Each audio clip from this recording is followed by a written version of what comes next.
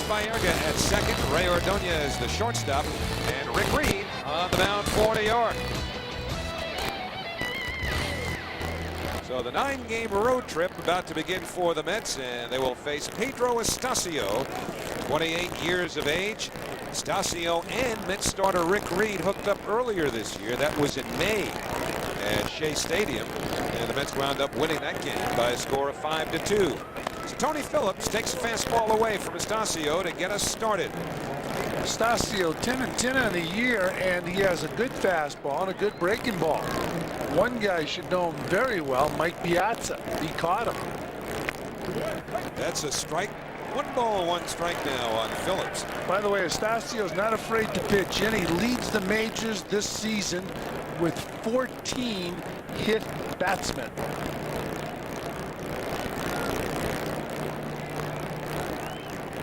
1-1 to Phillips, breaks high. 2 balls and 1 strike to Tony Phillips, whose on-base percentage in his first week with the Mets, .484. It's not going to stay that high, but that's more than anyone could have expected. Remember, this guy's 39 years old, and he's learning a new league.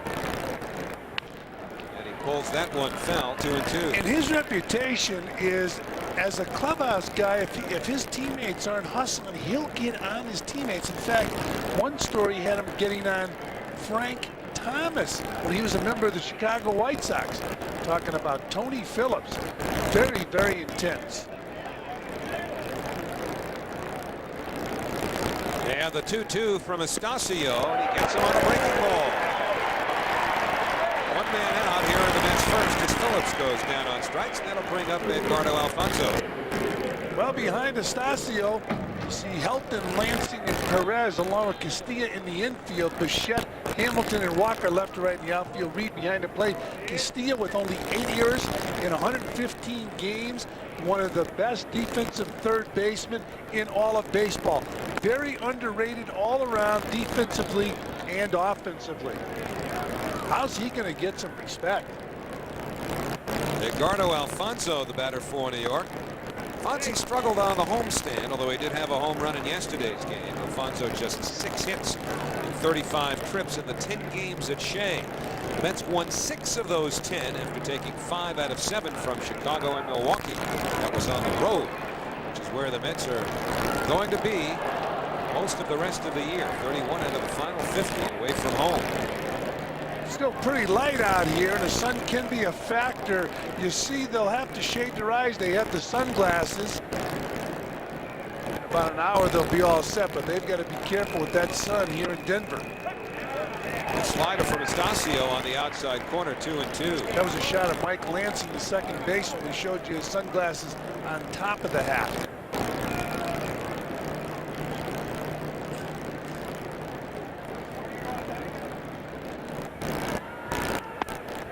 Breaking ball fills the count now to Edgardo Alfonzo. Take a look at this field from an overhead view. Fran, this has to play havoc with everybody. Shadows on the infield, sunlight, and then more shadows in the outfield. But not necessarily the pitcher, the hitter, and the catcher, but the infielders. We had a shot of Alfonzo down on strikes, so Astacio has struck out the first 2.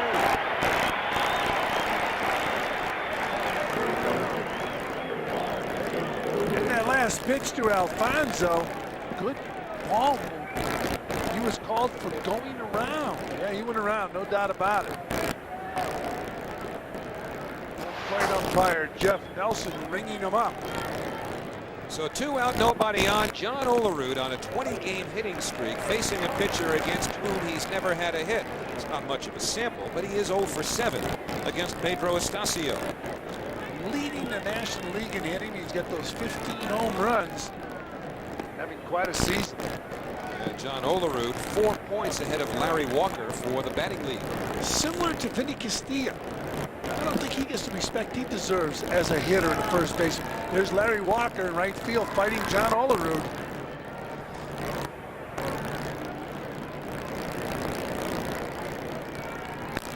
And the fastball sails away. 2-1 now on John. And Olerud could go out and lead the league in hitting. It would be a man who led the league, the American League in batting, and then the National League. What a record. 2-1 to Olerud, sits low. Mike Madonna is one of the best trades in the history of the Mets, because Toronto paid his salary, or most of his salary, the first year he was a Met. Then the Mets went out and re-signed him. Robert Person, the pitcher the Mets sent to Toronto. Astacio hits the outside corner, and so now a full count on John Olerud. Astacio has struck out the first two here in the first inning.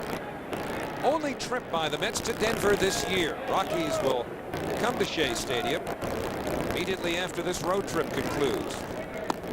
Olerud lays off, and Astacio has issued a 2-out walk to John Olerud.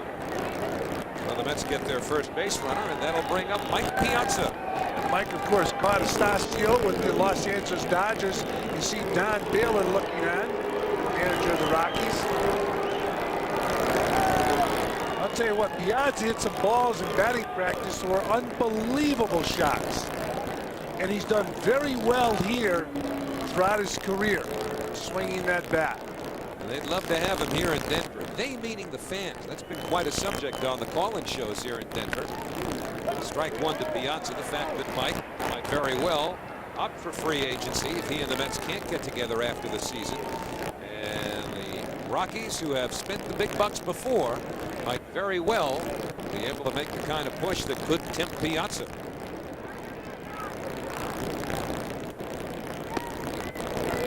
Nothing in two now, Mike.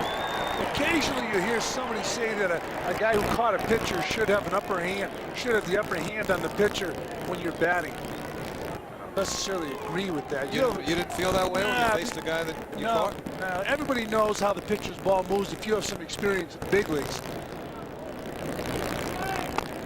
And the change misses. 1 ball, 2 strikes now. I always felt if a player played with the pitcher would have the upper hand, because he's sitting on a bench watching this guy hit 3 or 4 days in a row and studying his teammates. How do you pitch them? So he should have a pretty good idea what to throw and what not to throw to Piazza. Olerud leads from first, and the 1-2 is pulled towards the left field line, but a foul ball. That's fine. We're seeing Mike take more of those swings. Looks like he's off balance. Opening up. Yeah, he's so strong. He doesn't take the real big swing. The other day he lined out to end the game, hit the ball hard. Look at that, just flick the bat at the ball. Of course, you could flick a bat, and if you're strong enough, and he certainly is, he could still do some damage in this city. Absolutely, he could hit a home run swinging a bat like that in this town. 1-2 to Piazza, and that's hit deep to left field. Dante Bichette to the warning track. That ball is gone. A 2-run homer for Mike Piazza, and the Mets are leading by a score of 2-0. So he flipped his bat 400 feet later. The Mets have the lead. Oh, there's no doubt about it. This guy's got an awful lot of power, and he certainly is a big star in the game of baseball. He flicked the bat at the ball and hit the ball 400 feet from home plate. He and Mark McGwire have that type of power. And he just clobbers the Rockies. And so has Todd Hundley in the past. Piazza celebrating number 20 on the year. Hundley the batter now. There's that flick of the bat. One hands the ball 400 feet. Went down and got a breaking ball, and now Hundley looks at a changeup. It's 0-2. And Piazza's the type of guy that can get hot within a week, have 7 more home runs. A lot of slumping hitters have gotten well at Coors Field in Denver. Hundley 3 hits yesterday.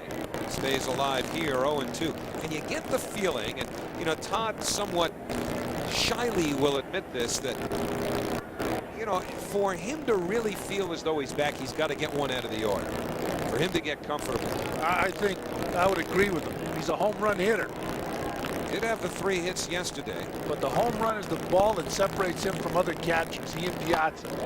Astacio busts him with a fastball inside. But he's getting better swings. His bat looks like it's a lot faster. But that guy right there was a little bit fooled and flicked the bat at the ball and hit a ball 400 feet. And again a fastball into Hundley, 2-2.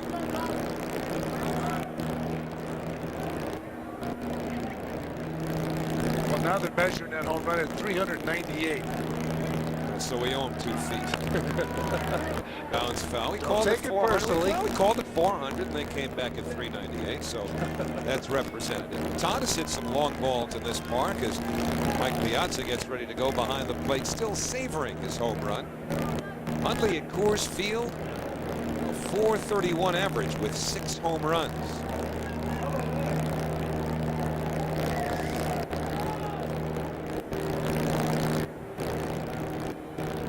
It'll be a 2-2 from Astacio. Hundley continues to make him work. But take a look at that swing again from Mike Piazza. He's as strong as anybody in baseball. Here's an example of his strength. Out in front foot. Look at the arm extended, and he's on that front foot. He hits that ball and hits it over the wall. And when he hit that ball, it looked to me like he felt he hit it good enough to get it out of here. And Hundley way out in front of the off-speed pitch. The side retired. So Astacio struck out the side, although he did forget about Piazza. Home run number 20 for Piazza with Olerud aboard, and it's an early 2-0 lead for New York. Deep tension for the batting crown, along with Olerud, is in right field. Dante Bichette loves it here at Coors in the cleanup spot. Vinny Castilla at third with the rookie Todd Helton at first. Mike Lansing at second. Jeff Reed is the catcher. And you see Pedro Astacio on the mound. And the first pitch from Reed to Darrell Hamilton is taken high. Incidentally, for each home run hit by the Mets this season, Fox Sports New York will make a contribution to Ronald McDonald Charities.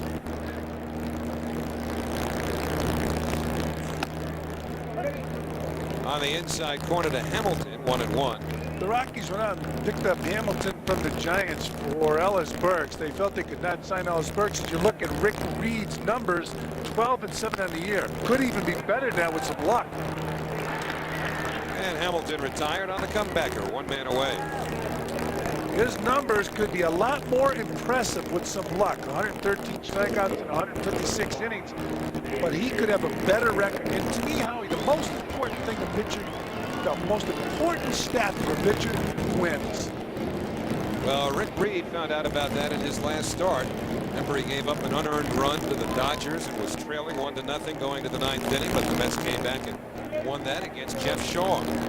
Neifi Perez, the reason that Walt Weiss, in effect, is now an Atlanta Brave. And this guy got off to a slow start this year, but for the last 6 weeks, Perez and Todd Helton have turned it up, and it's really helped the Rockies. They're playing a lot better baseball the last 6 weeks. Out in front, and he pulls it foul. 1 ball, 1 strike. Perez made a statement this year that he can't play in cold weather. Somebody said, well, 3 months up here, they're pretty cold. Don Baylor will agree with that. News for you. In this town, at this point right now, let's see, local time, it's about 7:20. Probably still about 85 degrees. Sunny, hardly a cloud anywhere in sight. Still snow by the time the game's over. They have some wacky weather out here, but it's 2-1 now to Neifi Perez. That's picturesque, huh? Oh, this is a beautiful part of the country. It's not a postcard. That's live action from Coors Field. Liner right to Ordonez for the second out.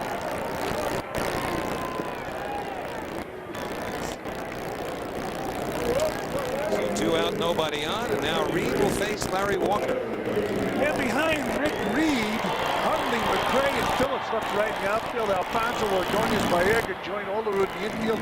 Piazza behind the plate. 5 errors and 972 chances for a very underrated baseball player, John Olerud. Larry Walker slashes 1 foul past third base coach Gene Glenn. Walker's never had a hit against Rick Reed. Again, small sample, 0 for 7. Now you see that number right there, the 14 home runs. As far as Walker's concerned, he couldn't extend his arm early in the year. He had an operation in January. Now looking back, they wish he did it in October, but the doctors felt it could get better fast without an operation. He had it, and he had trouble extending his arm for the first couple months this season. 2 balls, 1 strike. He got off to a good, a good enough start in terms of the average. Yeah, in fact, he had a 20-game hitting streak earlier in the year, but he was hitting a lot of balls away without the authority that Larry Walker has hit with before. And here he bounces one to the right side. Carlos Baerga throws him out. So a good start for Rick Reed as he gets the Colorado Rockies in order. And at the end of one in Denver, 2-0 New York. McRae takes a change from Astacio. 1 ball, no strike. Olerud's been the Mets' hottest hitter, and he has. McRae has not been far behind. Now, Mike Piazza hit a home run in the first inning. Mets have a 2-0 lead, but Astacio struck out the inning. He struck out all 3 batters. Tony Phillips,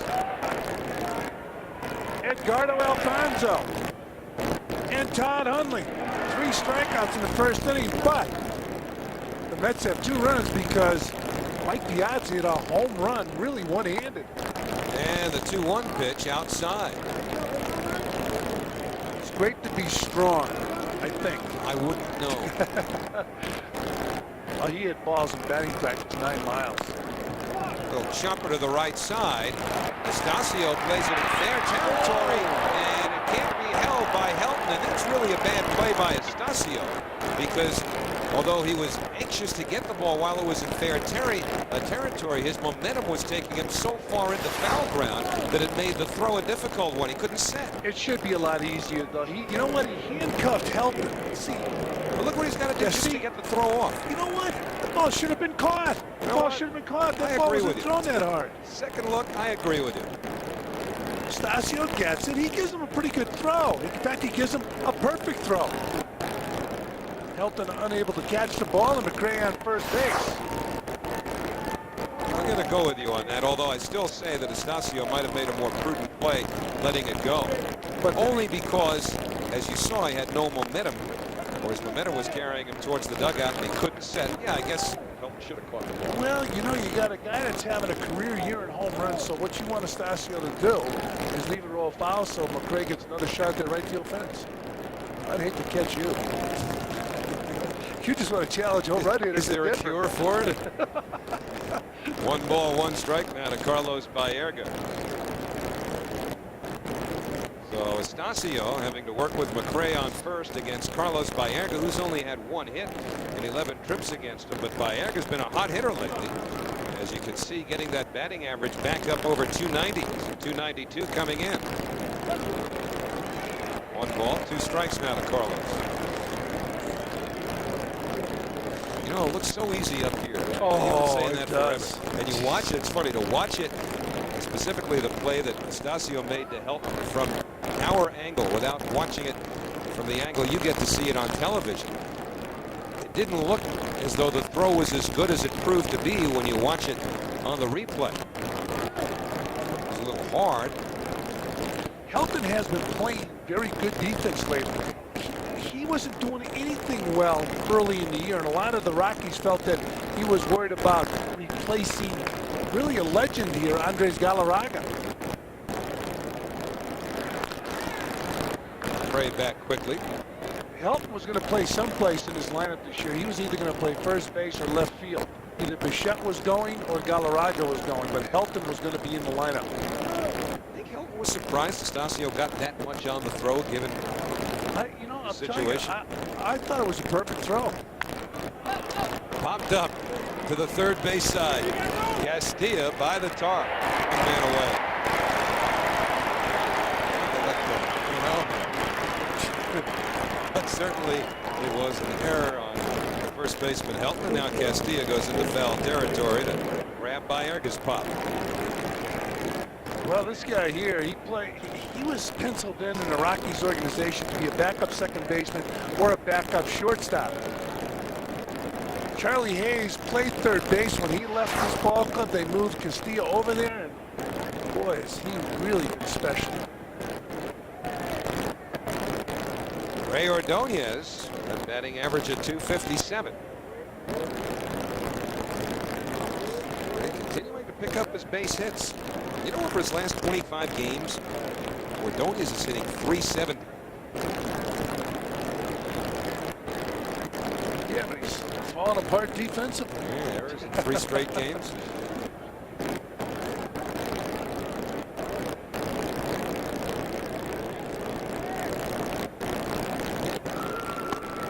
nothing doing with McRae at first, so it's 1-0 on Ordonez.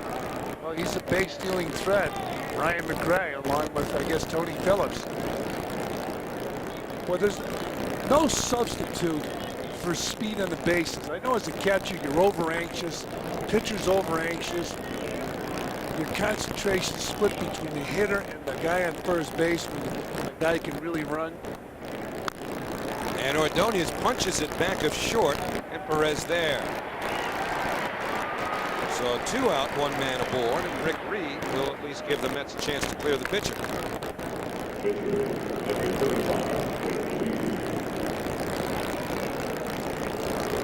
Bobby Valentine looking on, manager who protects his players. Reading some of the articles in the paper today. Bobby tries to find the bright side of everything with his players. Even the bullpen, when the bullpen struggled. Reed pulls it to the hole, and it's off the glove of Perez. So everybody's safe. We'll see how they score it. Now the Mets have runners at first and second with 2 men away. And it is a base hit for Rick Reed, his 7th of the year. Perez getting over there and the ball hitting off the heel of his glove. So in this inning, we've seen the ball hit off the heel of Helton's glove, the first baseman, and now Perez, the shortstop. It's a playable ball, but it's ruled a base hit. So back to the top of the order. Don Baylor somewhat beleaguered as the manager of the Colorado Rockies. He's been under some fire here, as is the general manager, Bob Gephardt. Rockies have always had a pretty high payroll. They get off to another bad start this year. There are questions about each of their futures. Good play there by Jeff Reed. 1-0 now. Tony Phillips with Gray at second. Rick Reed at first. The Rockies 22 games out of first place. That's killing them. Rob Gephardt, general manager of the Rockies. Kind of an emotional reaction to Rick Reed being given a base hit. Pitcher's ERA is up there. Yeah, but you can't give Perez an error on that. Actually, there can't be any earned runs in this inning because of the error on Hilton. I mean, Perez had to go in the hole. He was outstretched trying to catch that ball. He had trouble throwing Reed out at first base and he got it.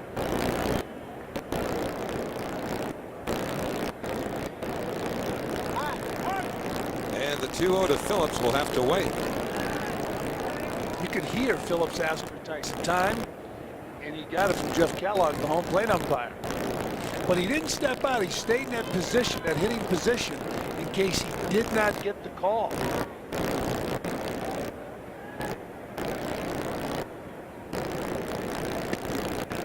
Taken at the knees, 2-1. You know, we saw that happen on the homestand at Shea Stadium. I forget who was batting now. I'm tempted to say it was Edgardo Alfonso, but I'm not sure. Yeah, While he was in the batter's box, he put his hand up, asking the home plate umpire for time. Time was not granted, and Alfonso stayed in the box and took the pitch. You know, Tony Phillips kept his hands in hitting position. Bouncer to the right side, and it's off of Lansing. Around third, McRae. He's coming to the plate. Lansing's thrown, not in time. And the Mets lead 3-0. 2 errors in this inning. That's a playable ball for Mike Lansing,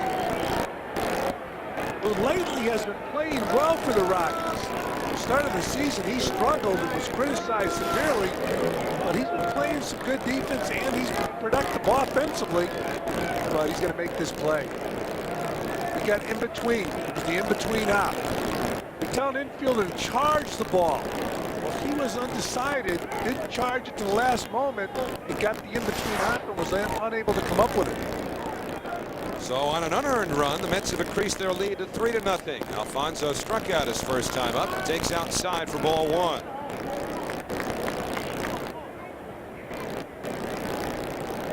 So a gift run for the Mets here in the second inning. 2 errors by the Rockies, and a ball off the glove of the shortstop that went for a base hit.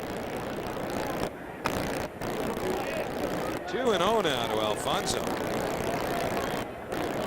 Edgardo has struggled against Pedro Astacio. Rick Reed now with a 3-run lead in his pocket. He's the runner at second. And you see Phillips leading from first.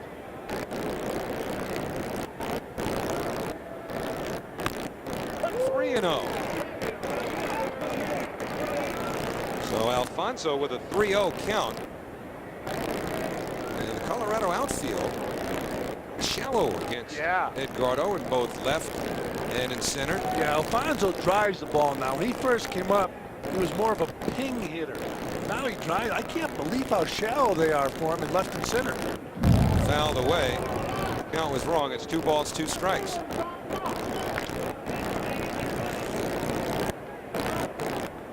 Here you see the defense right there. Now in right field, Larry Walker is playing deeper. If you follow the Mets, you know that Alfonso can hit the ball hard the other way, but he can hit that ball hard to left field too. There's Larry Walker. A little bit deeper than the center fielder and the left fielder.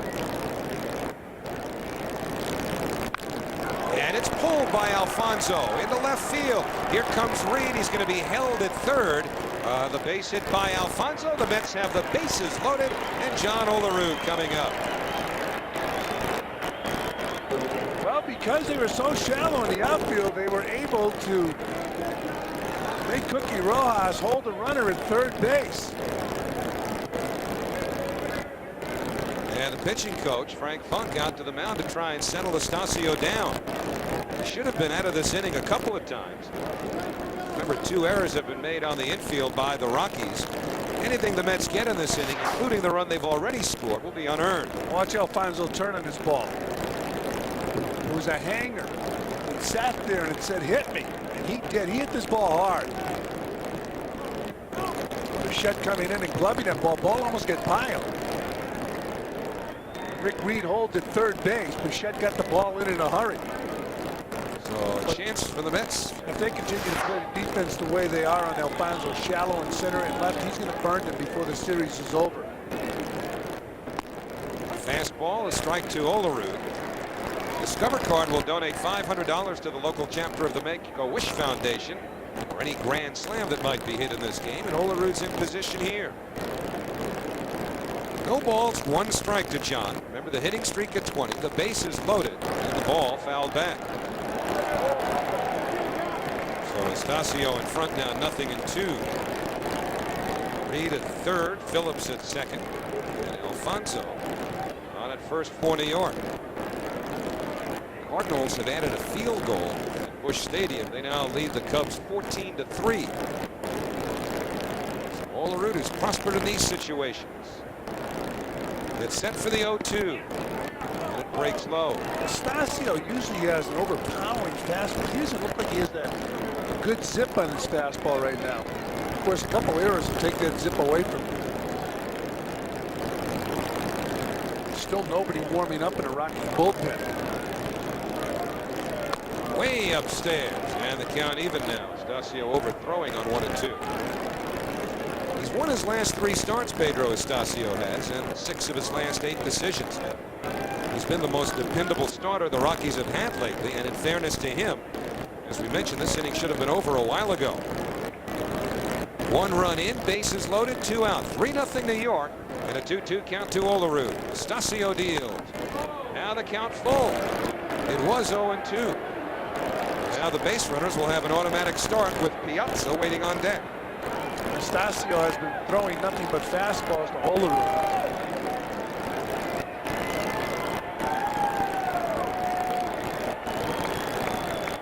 And the payoff pitch. Line to left. Bichette over towards the corner, and he can't get it. This could clear the bases. 2 runs have scored. The ball bounced into the stands. I believe it bounced into the stands in the corner, and they're going to call it, or will they call it a ground rule double? No, it's going to be a double and 3 runs batted in. All 3 runs will be allowed to score. Lost sight of that ball in the corner. Cookie Rojas had his hands up simply to hold the runner Olerud at second base. And so John Olerud now has a 21-game hitting streak, and the Mets have a 6-0 lead. Longest in the National League this season. Olerud hitting a ball where it's pitched. Ball tailing away and Olerud going with it. Good effort by Bichette, unable to get that ball. Rolls into the corner, 3 runs scored. So ball 1 to Piazza. Olerud now with 69 runs batted in. Now a lot of times when a pitcher gets frustrated, he just rears back and tries to throw that fastball. He's in the danger zone with this guy. A 4-run inning for New York. Inside 2-0. sometimes they get upset. They lose sight of what's going on now. Astacio has experienced his defense falling apart this inning. A couple errors, maybe a misplaced ball by the shortstop Perez. It has a negative effect on a pitcher. It's the outside corner there. If there was any indication in the inning at all, as you look at Neifi Perez, who did not get an error on that ball, perhaps the 1-2 pitch that Astacio threw to John Olerud, where he overthrew a fastball upstairs, might give you an indication that the errors had bothered him. Piazza, a chopper through the middle. Here comes Olerud. 7-0 New York. RBI single for Mike Piazza. It's a 5-run inning. They're all unearned, but the Mets will gladly accept every one of them.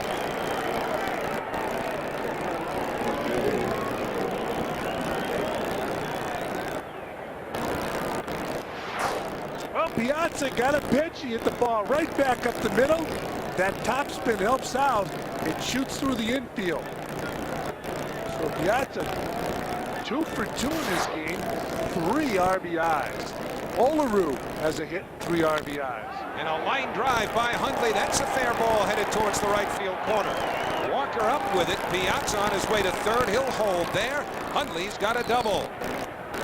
So the Mets have batted around. If this club ever gets on all those cylinders going at the same time, it's going to be a tough train to stop. And here in this game, they got it going. But if they ever do it over a period of time, they're as good as anybody. Here's a good swing. Todd Hundley, look at those arms extended. Hits the ball hard down the right field line. Astacio has been a very effective pitcher for the Rockies, but here he gives up a double to Hundley, and the roof has fallen in on the Rockies here in the 2nd inning. Ryan McRae started the inning with that little topper, in which Astacio's throw was bobbled by Helton, the first baseman, for an error. Breaking ball for a strike. Astacio got the next 2 hitters, popping up by Erga and Ordonez. But then Reed got the infield hit off the glove of Perez. Phillips reached on an error by Lansing. And the Mets have put together 4 straight hits ever since. Slowly hit. Castilla retires McRae, and the inning is over. But not before the Mets do big-time damage against Astacio. They score 5 times and send 10 men to the plate. Middle of the 2nd. Mets by a touchdown. The Mets and the Rockies' own defense has done. You see the score. Pedro Astacio probably talking about that off-balance throw he made. Absolutely. You hung up on an off-balance throw, I can tell. But boy, what a tough inning for Astacio. A couple errors, and I guess a misplayed ball, though I didn't think Perez would throw Reed out at first. So Rick Reed now has 7 runs in his pocket as he works to Dante Bichette. No balls and 1 strike to Dante, who's tied for 3rd in the National League in hitting. Bichette hit his 200th Major League home run yesterday in Pittsburgh. And a fastball right there. 0-2. Boy, has he been productive here in Colorado. Each of his last 5 seasons with the Rockies, Bichette batted in the 300 range with at least 20 homers.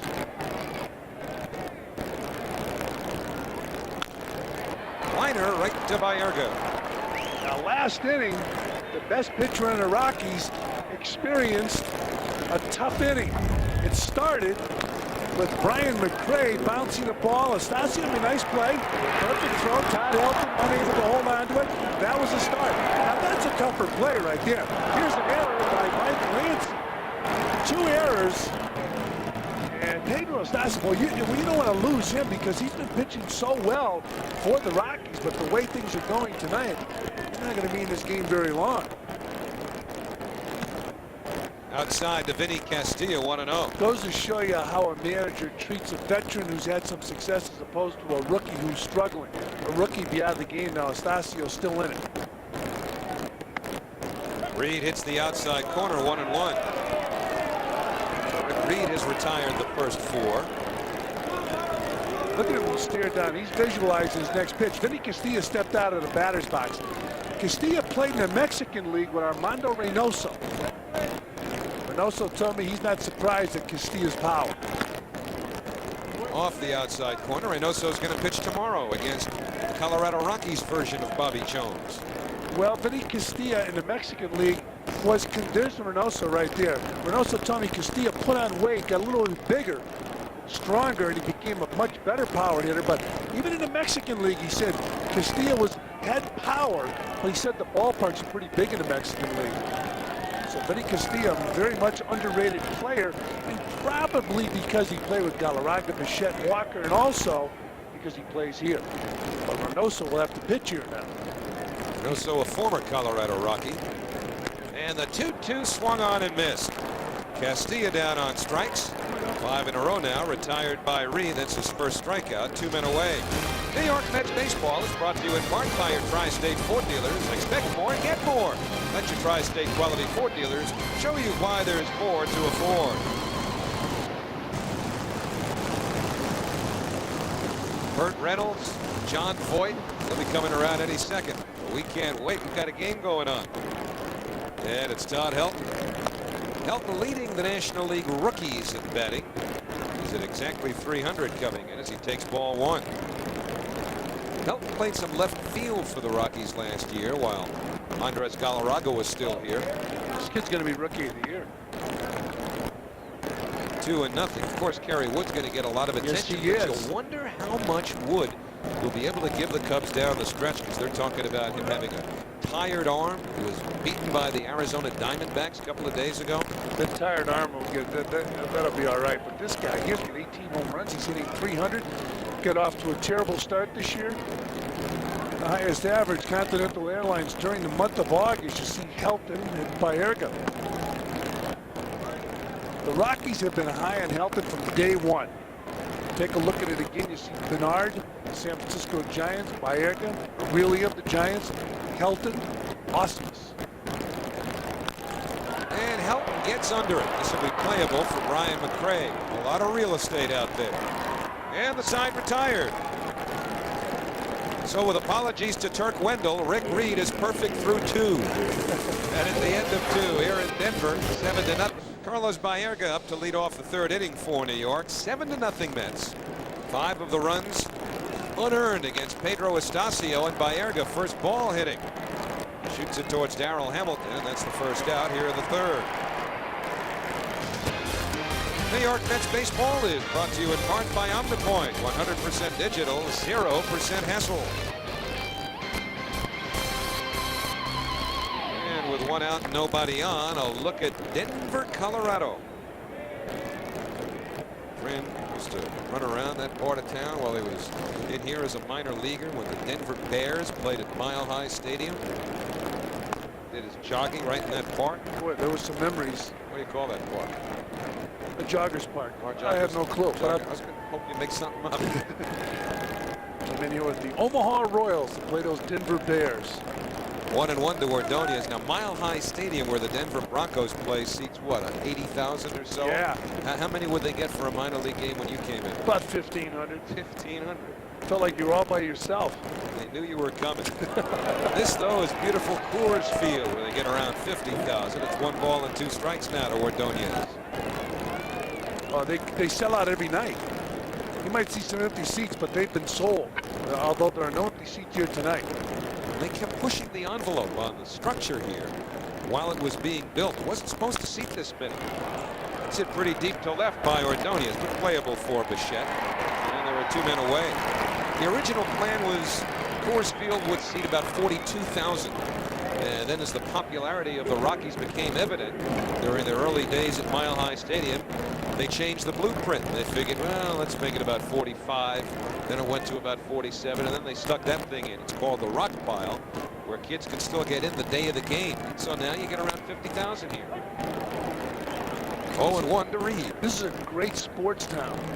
Boy, is it ever. The Rockies, and of course the Denver Broncos, the world champions in football, and Colorado Avalanche sell out McNichols Arena. Only the NBA's Denver Nuggets struggle here. They don't get anybody. Up until baseball came here in the major league level, the best baseball player in Denver was John Elway. Reed down on strikes, the side retired. Good comeback inning by Pedro Astacio as he gets the Mets in order. And So in the middle of the third inning, still 7-0 New York. Since Armageddon hit, there's been a lot of this going on. Even a little of this. But the one that hits McDonald's this week is the granddaddy of them all. Catch this summer's other blockbuster, a Quarter Pounder with Cheese Extra Value Meal. Think that's big? For just $1 more than the price of the Quarter Pounder with Cheese Extra Value Meal, get supersized fries, a supersized drink, and a double Quarter Pounder with cheese. Where can you get a meal with its own gravitational pull? Did somebody say McDonald's?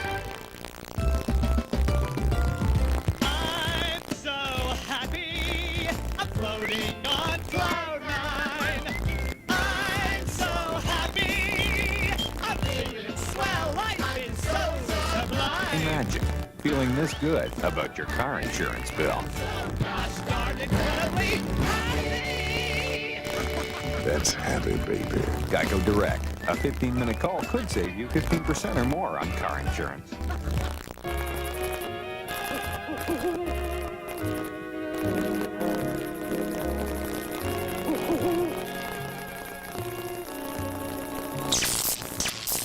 Having fun yet? Then get to the Summer of Fun and nobody beats the Whiz. Buy the fun stuff you want and get more fun stuff, like special offers, tickets to games, Madison Square Garden, Radio City Music Hall with select purchases. See newspaper for details. Nobody beats the Whiz, a Cablevision company.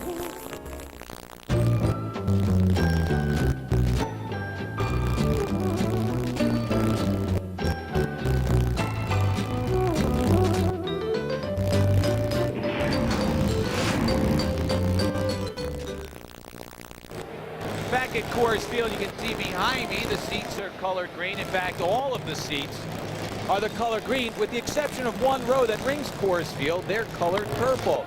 Very simple reason, as you know, we're in the Mile High City.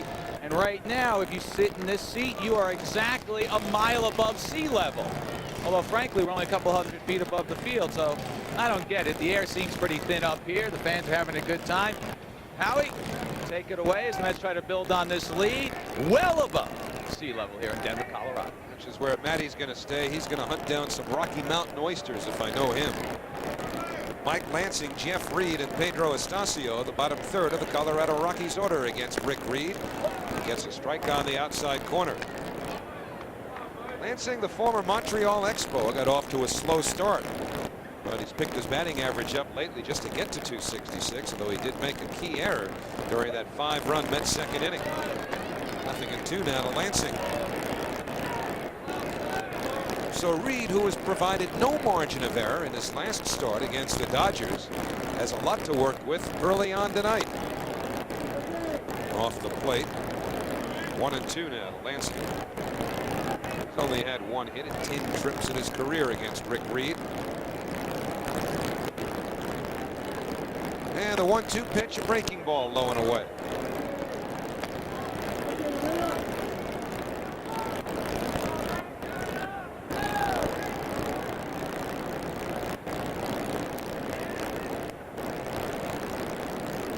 And the 2-2 pitch, a fastball, foul to the screen. Rockies are home from a road trip. They went 4-3 in Chicago and Pittsburgh, winning 1 of 3 in Chicago and 3 of 4 in Pittsburgh. It was the first winning road trip they had since April. They won 3 out of 5 against Florida and Atlanta. They've always been a far better team at home, although this year they're only playing 500 ball here at Coors Field. They're 11 games under 500 for the year because they're 11 games under 500 on the road. But of course, the highlight of the season here in Denver, the All-Star game last month.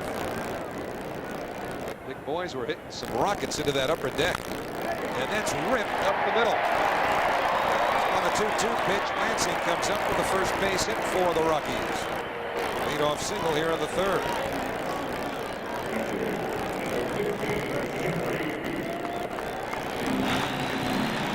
And Rick Reed, who is a member of the All-Star team, ERA leaders. Continental Airlines sponsors our National League ERA leaders. Maddox, no surprise. Leiter, somewhat a surprise. Reed's in that list. So Leiter and Reed on the Continental list of ERA leaders. Rick will now go after the Rockies catcher Jeff Reed. Reed, a left-hand batter, splits the catching here with Kurt Manwaring.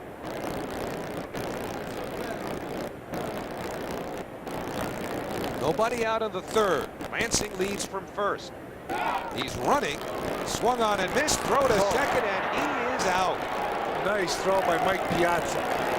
That makes you feel good when you're a catcher. I know the home run made him feel good, but he just threw a bullet to second base to cut down Mike Lansing.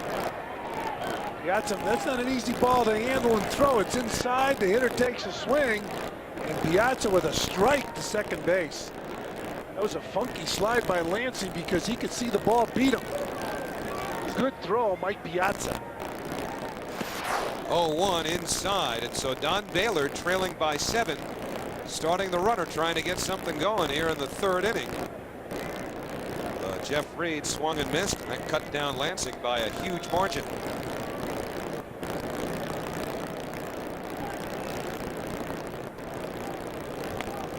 One ball, 2 strikes.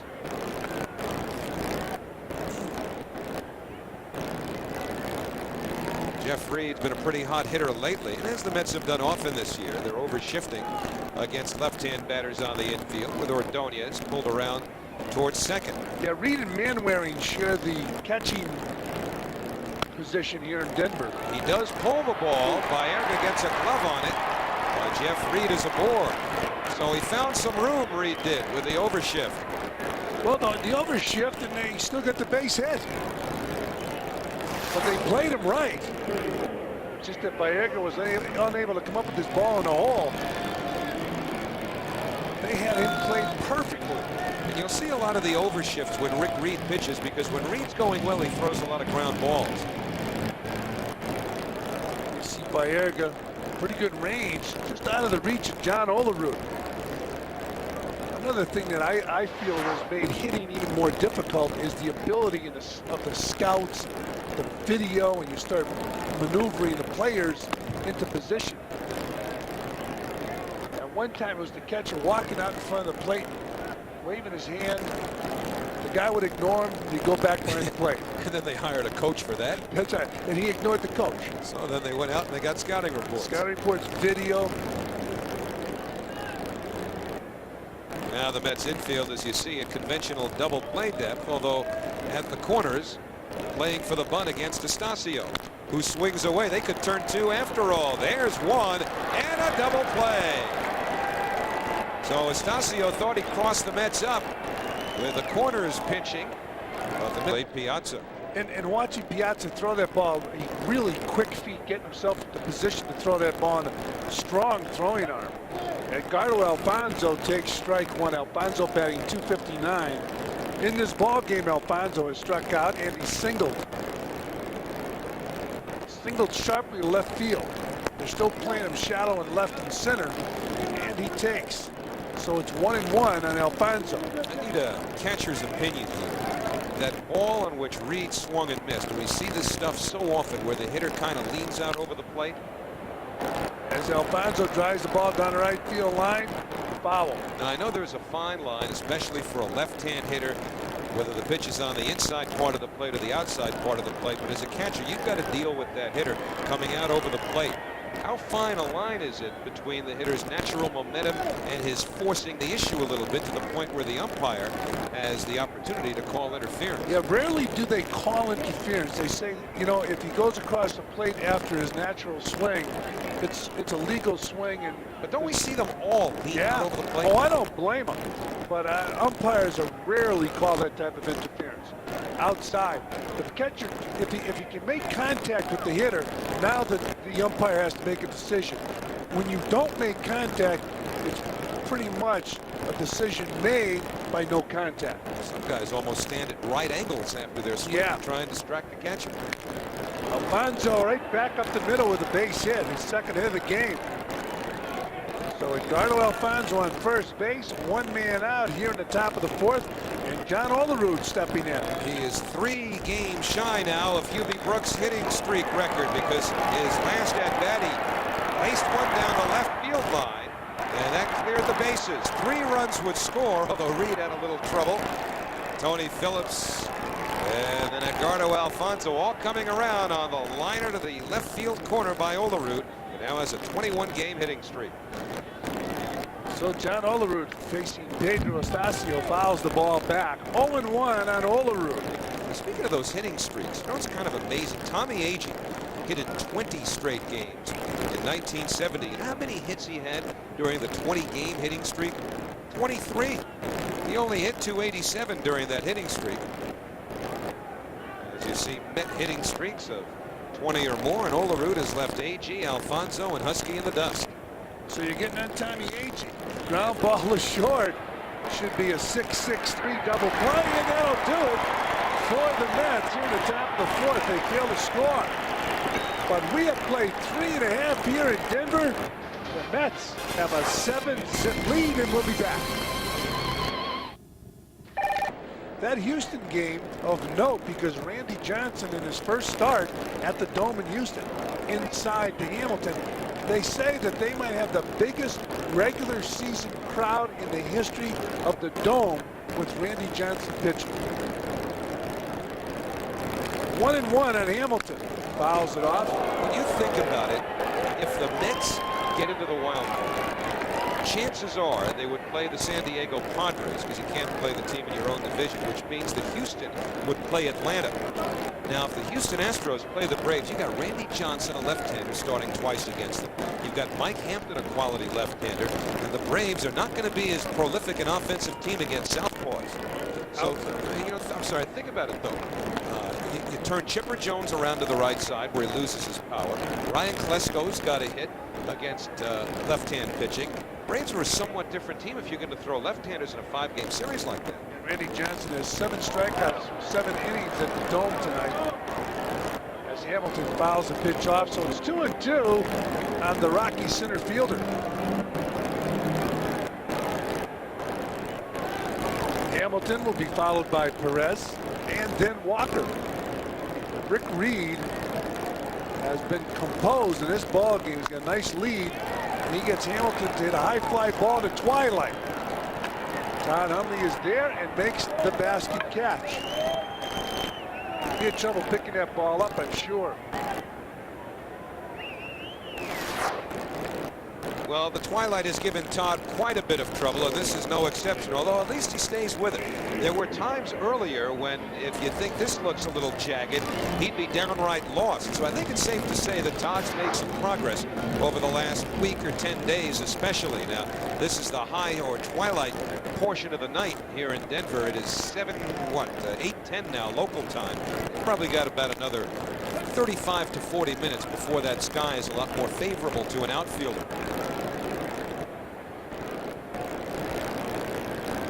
Taking a look at what Todd Hundley sees when that ball goes up there. Nathan Perez picks up a base hit in the hole between third and short.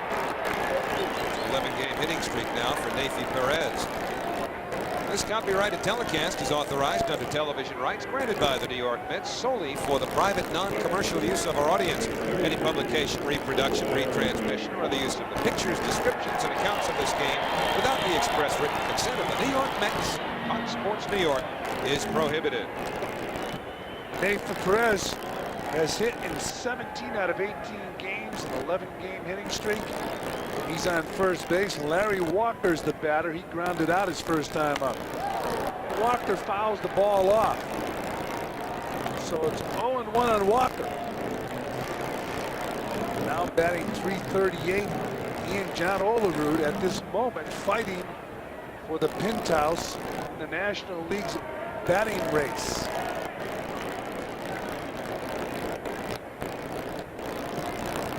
And the 0-1 pitch to Walker. There's a drive to deep right. That ball back. Gone. Home run, Larry Walker. Number 15 on the year. And the Rockies have 2 runs on the board. It's now Mets 7, Rockies 2.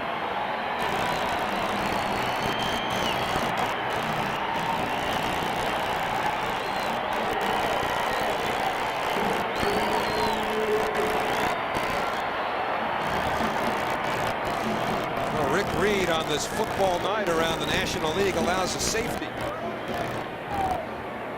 threw a breaking ball down and into Walker. Left-hand power hitters love it right there. And Walker launched it. So he and Olerud continuing to go mano a mano. Dante Bichette fouls off the first pitch from Rick Reed.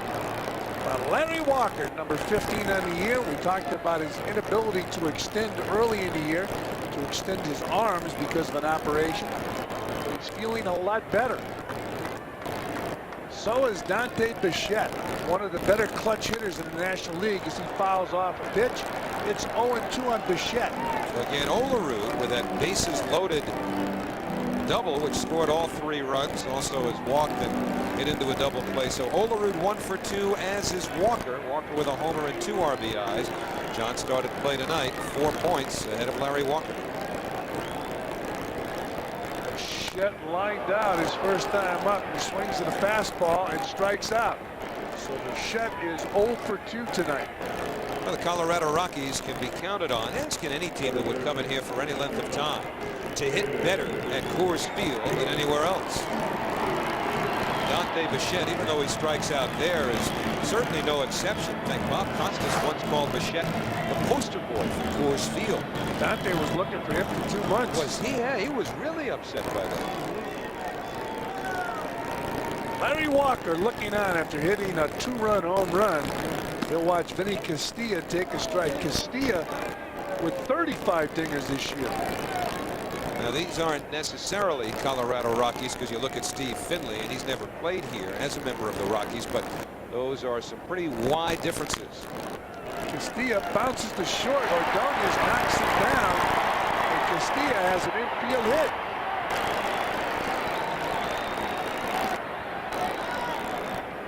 Well, it is a base hit for Vinny Castilla.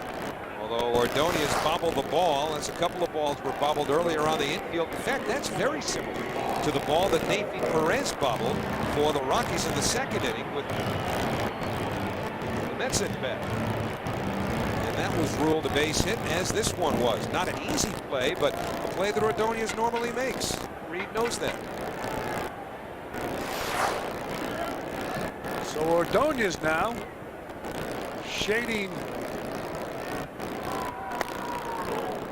Todd Helton. He's playing behind second base for Todd Helton. Helton taking up high, 1-0. Helton hit a fly ball to center field his first time up. When Walker was batting, Ordonez was on the second base side of the bag. Wouldn't matter if he was in the bullpen. Here's a 1-0 pitch. There's a strike, 1-1. Helton coming into tonight's action. His rookie year batting .300, 18 home runs, 61 RBIs.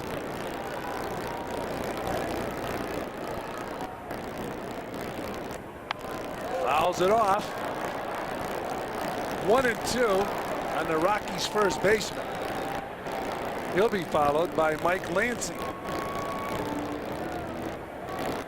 7-2, the Mets on top of the Rockies here in the bottom of the 4th inning. 7 hits for the Mets, 5 for Colorado. 2 errors in this game, both committed by the Rockies. Popped up. And Phillips at first couldn't see it. Now he picks it up and makes the grab for out number 3. So the Rockies strand a runner. They pick up 2 runs off a long home run off the bat of Larry Walker. And after 4, it's Mets 7, Rockies 2.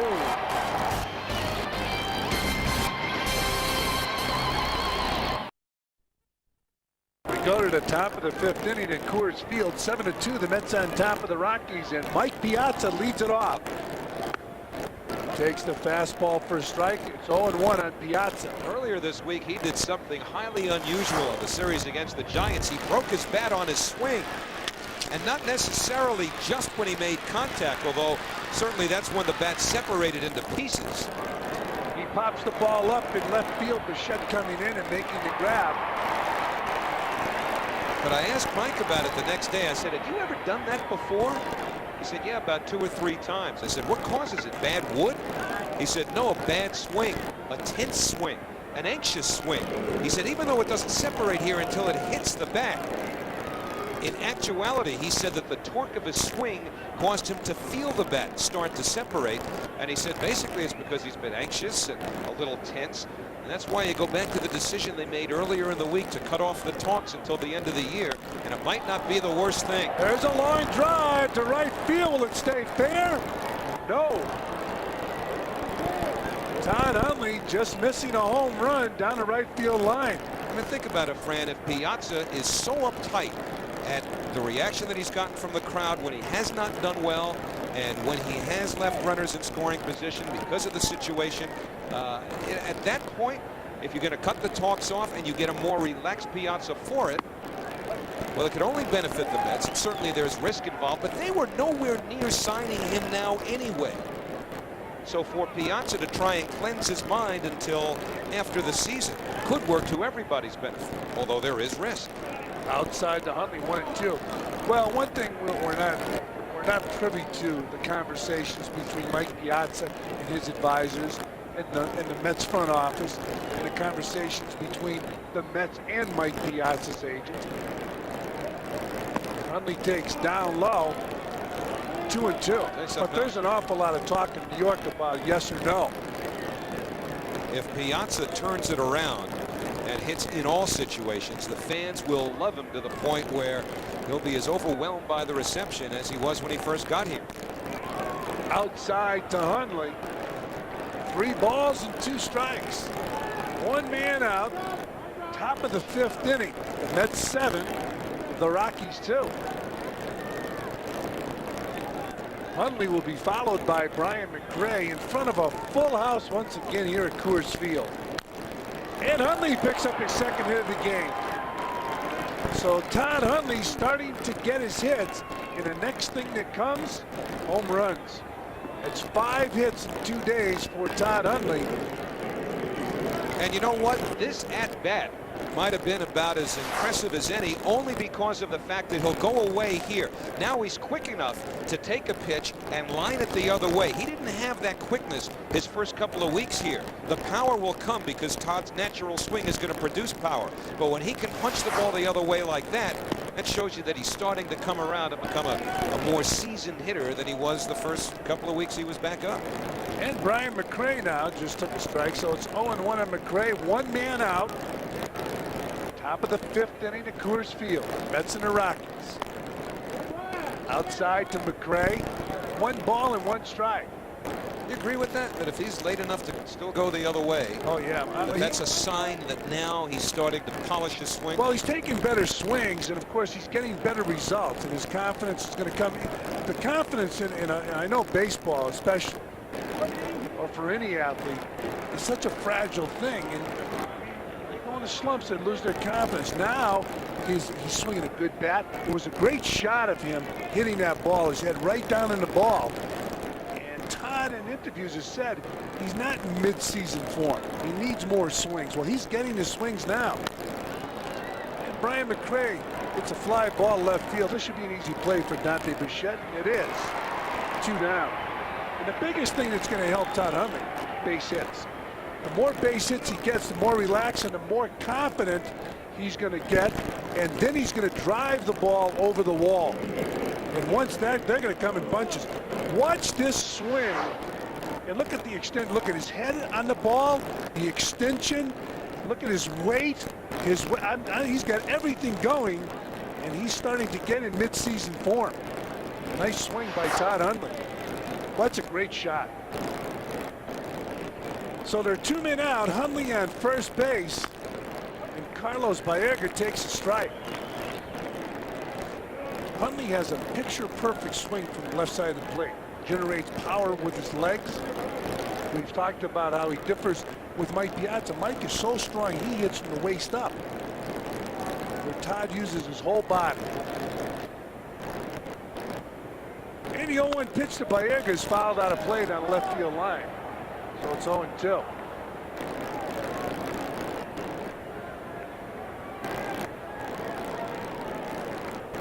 Carlos Baerga in this ball game popped out in foul territory in the 2nd inning, and he flied to center field in the 3rd, facing Pedro Astacio.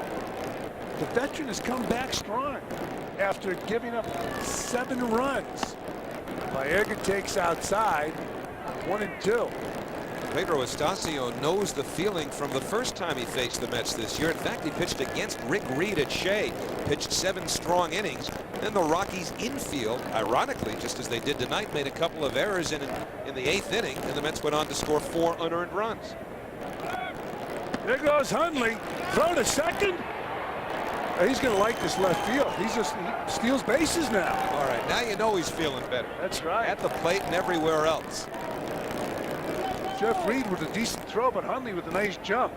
So Todd Hundley, base stealing threat, picks up his first stolen base of the year. He was caught once. Baerga taking the pitch outside, and Hundley just using that blazing speed, burning it down to second base and beating the throw to Nefi Perez. 2 balls and 2 strikes on Carlos Baerga. Strike 3, so that'll do it for the Mets. Here in the top of the 5th, they failed to score, but you want to see a picture-perfect swing. Here's a swing you can emulate. Hundley with his second hit of the game, and it's 7-2 Mets, and we'll be back. Oh well, there's always tomorrow. Save your non-winning scratcher tickets for a chance to win one of 99 summer racing weekend getaway trips for 2 to the Saratoga Racecourse. Enjoy the finest in thoroughbred racing in historic Saratoga Springs, New York. What are you doing? See the back of your ticket for details. I might have a ticket to Saratoga in here. Scratchers, it's not whether you win or lose, it's how you play the game. At Geico, we settle claims quickly so you can get your car back, because no one likes to bum a ride to work. Geico, a 15-minute call could save you 15% or more on car insurance.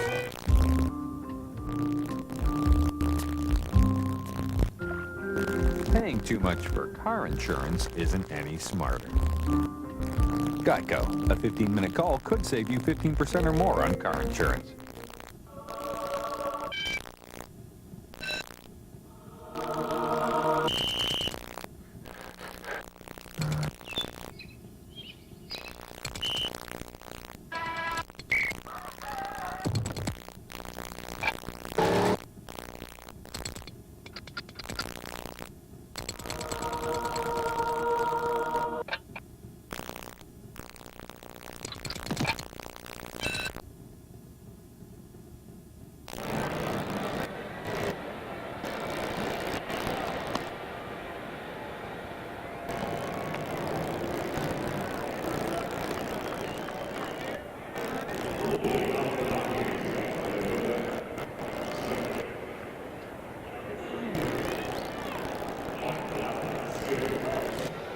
Back at Coors Field, assistant GM Omar Minaya making the trip for the Mets. Omar, yesterday San Diego claimed Randy Myers on waivers, made a deal. Why not the Mets trying to get Myers to help the bullpen? Well, our information on Randy was pretty fair, scouting information that we had on him. And also we feel committed to Johnny Franco doing the job. We think that Johnny's going to get the job done for us, and we just felt that that wasn't not something that we wanted to do at this time. So basically the report wasn't that good on Myers. Our report was fair. I mean, I believe Randy was not throwing that well, but really I think what it determined was that Steve Phillips and Bobby Valentine felt that Johnny's our guy, and we're going to go with him. We just signed him to an extension of his contract, and we're going to go with him. He's going to be our guy. All right, Omar, we appreciate your time. Fellas, back upstairs. All right, Matty. Mike Lansing, the batter. Bobby Valentine looking on. His team has a 7-2 lead. Fouled off. So it's 2-1 on Mike Lansing. The reports on Randy Myers was he wasn't breaking 90 on the radar gun, and his forte, or as you would say his fort, was over 90 miles per hour. Look it up. Fort? Yeah, F-O-R-T-E, Fort. That's right. I got the same mail. Bob Shepard told me that years ago. The great Bob Shepard. 2-1 on Mike Lansing. There's a strike, 2 balls and 2 strikes. Plus, I mean, if you picked up Randy Myers, where do you use him as a middle reliever? Yeah, he's not going to close, Yeah. and Dennis Cook is going to get the 7th or 8th inning as a left-hand reliever. Paying Randy to work in the 6th inning. There's line drive down a right field line. Extra bases for Lansing. He's looking at third. but they're holding him at second. As Phillips hits the cutoff man, Baerga. And the Rockies here in the bottom of the 5th inning, with nobody out, have a runner in scoring position. So Lansing now 2 for 2 as he inside outs a fastball the other way. Lansing wanted to at least think about third base. He's got to pick up the coach, Gene Glenn. Remember, there's nobody out. Conventional baseball wisdom says you don't make the first out of an inning at third base, especially when you're down 5 runs. So Lansing holds on at second. Like Lansing last year with 45 doubles. Gene Glenn, the third base coach. So Lansing with a single and a double tonight. The batter, Jeff Reed, makes up high, ball 1. Reed had an infield hit his first time up. We'll take a look at that defense for the Mets. They shade him to pull again.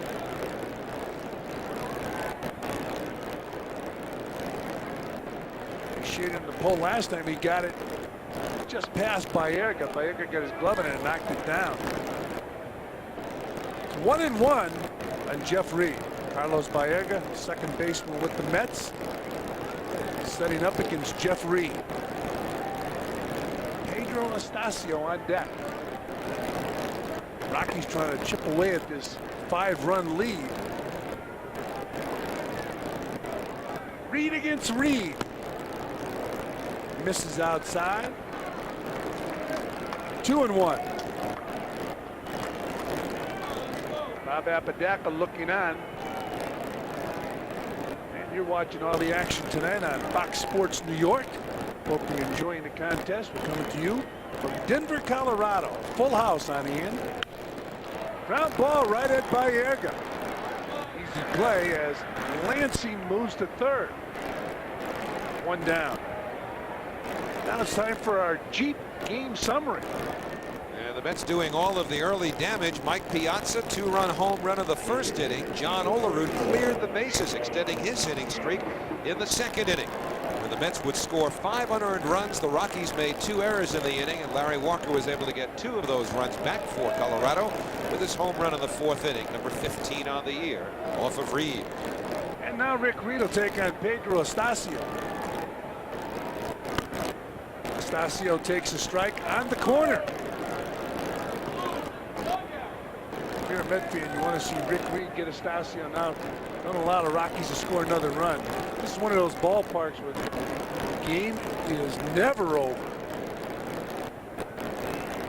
And the 0-1 pitch, breaking ball, 0-2. Here's a situation, you got a pitcher hitting. Rick Reed has a nice curveball. Toughest pitch to hit, even if you're playing every day. You surprised at all Astacio's hitting? No. Their bullpen's pretty well rested. Don Baylor could have made a move here if he wanted to try and get back in it offensively. Fouled off a fastball. As that ball was being tossed to the plate by Rick Reed, the infield came in.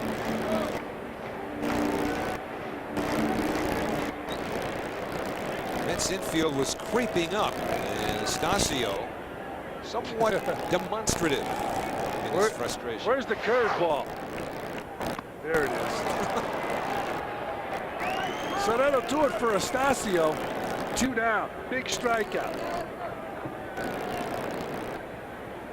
Runner still at third base. Don Baylor, the manager of the Rockies, looking on. You know what? I would have left Astacio in the game. He's my best pitcher. He struggled. Got some bad breaks in the second inning, but since then, he's been pitching in nice fashion. And right now, Rick Reed will take on Darrell Hamilton, who's 0 for 2. He grounded out and he flied out. Hamilton takes up high, 1-0. The Rockies in a different situation than the Mets. The Rockies are not in contention for a wild card spot. So perhaps Don Baylor just doesn't feel the same sense of urgency that a Bobby Valentine or a Dusty Baker might have, given how that Mets-Giants series went this week. Boy, that was fun. Excellent series. It was good baseball. If you like baseball, there's some real good games. Some bad baseball within those games, but the way it turned out, if you're a Met fan, you loved it. Bobby Valentine defending his bullpen in the paper today. So take a look at the bullpen in the other clubhouse. They struggled too. And a 2-0 pitch. Hamilton hits a high fly ball deep center field. McCray going back. Hamilton a 2-run home run, and it's now 7-4 Mets.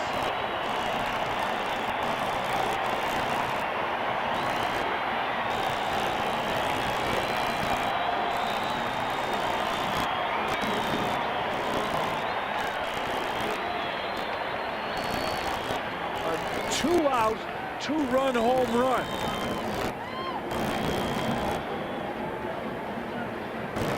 Boy, there's just no feeling comfortable in this ballpark.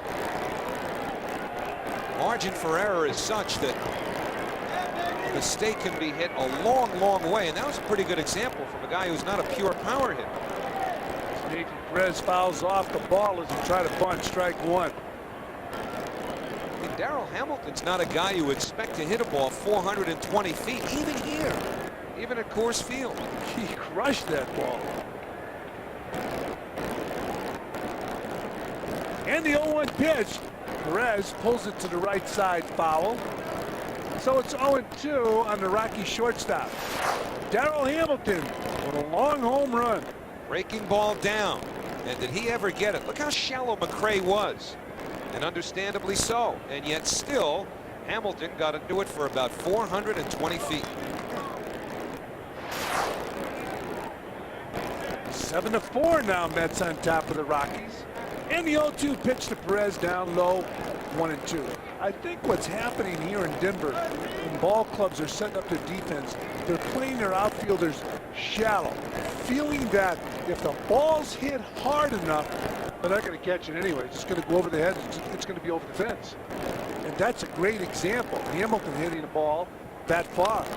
And Perez looping the ball in the center field. We get a chance to see a lot of runs in this ball game. Already have. 7-4, fifth inning. Rick Reed had a 7-0 lead. Larry Walker hit a 2-run homer. Now so is Darryl Hamilton. Nathan Perez with his second hit of the night. He too going down to get it, just as Hamilton did on the low breaking ball from Reed. Nathan Perez able to get his bat on a low breaking ball from Reed. And Larry Walker, the batter. He picks up the base hit. Perez on his way to third. And the big turn at first by Walker. The Rockies have runners on the corners with 2 men out here in the bottom of the fifth.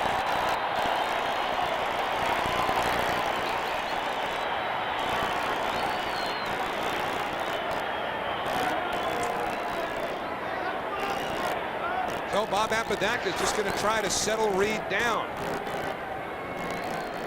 Larry Walker about knee high.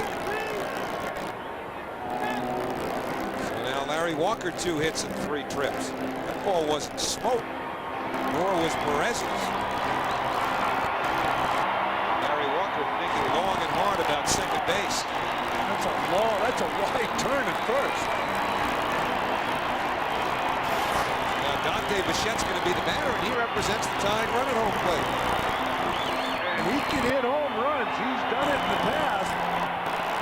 And this year, Bichette has 17 home runs and 93 RBIs. So the Rockies with Perez on third, Walker on first, Dante Bichette with a bat in his hand. He lined out and he struck out. Bottom of the fifth inning.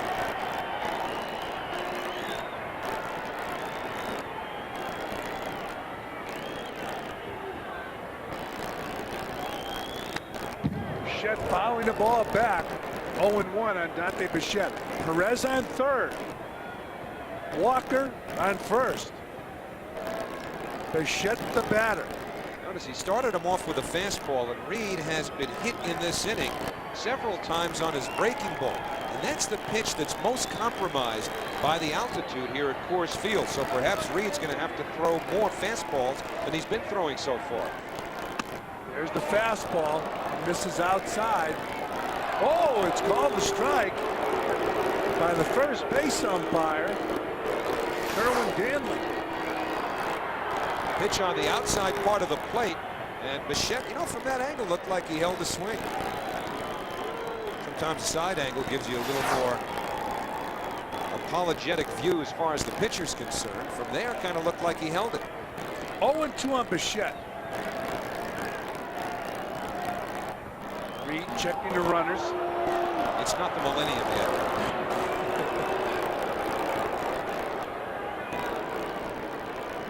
Never works. A lot of pitchers try it. There's Perez with his leadoff third. And the 0-2 pitch. Fastball up high, 1-2. He's thrown a good fastball hitter, 3 straight fastballs here. Wonder whether or not that might be what Bob Apodaca had to say to him when he came out to the mound, getting beat on his breaking ball in this inning. So 3 straight heaters to Bichette.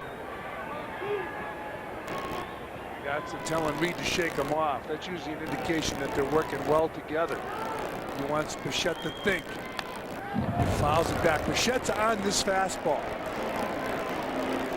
Over the past 4 years here in Denver, it was Bichette, Walker, Galarraga, and Burks and Castilla with dynamite in their bats. But a lot of the people observing this team, as you look at Walker on first, a lot of people who observed this team felt Bichette was the best clutch hitter of all of those guys. And he's in a clutch situation right now. They're going away. The 0-2 pitch down low. So Bichette working the count to 2-2. Bobby Valentine, I guess, doesn't want to look on. On deck, Vinny Castilla. They have a lot of power in the Rockies lineup. And the 2-2 pitch fouled off again. Another thing you don't like when you're catching is when a hitter is taking good rips and fouling off a lot of pitches.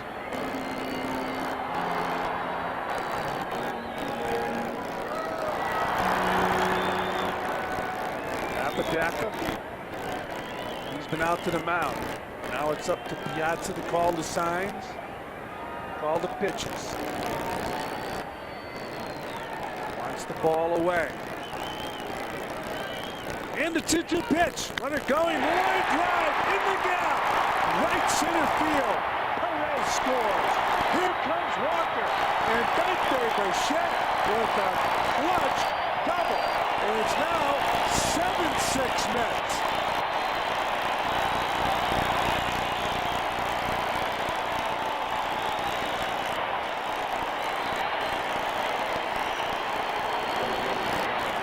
Bichette fouled off a number of pitches with good swings and then hammered the ball in the gap in right center field.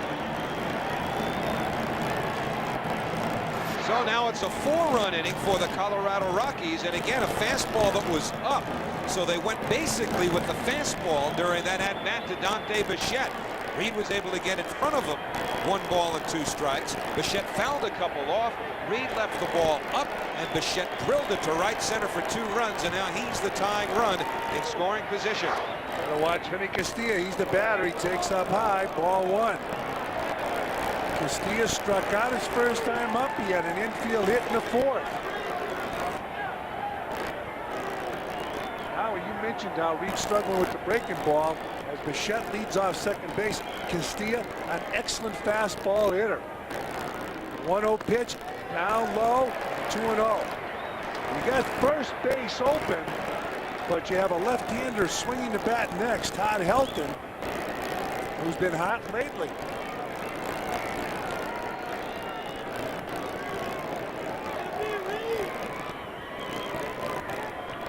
Mets up by 1 run. Castilla takes ball 3.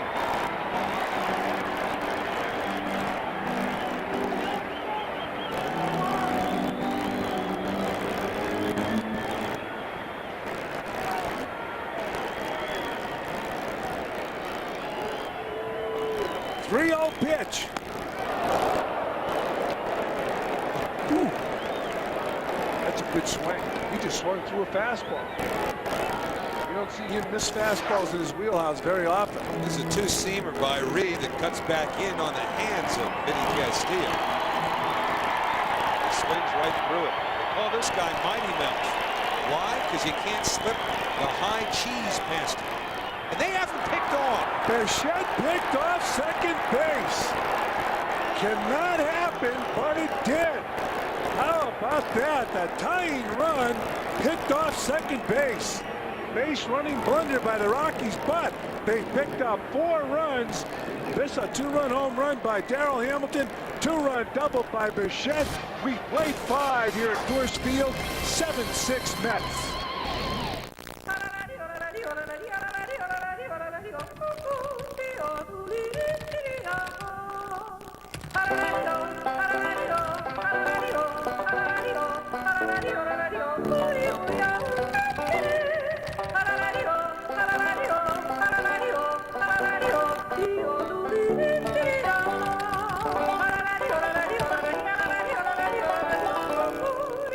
Call 1-800-THE-DIME. We interrupt this program to bring you the following message. No one duplicates color better than we do. MCS Canon. This commercial is rated H for high laughter content.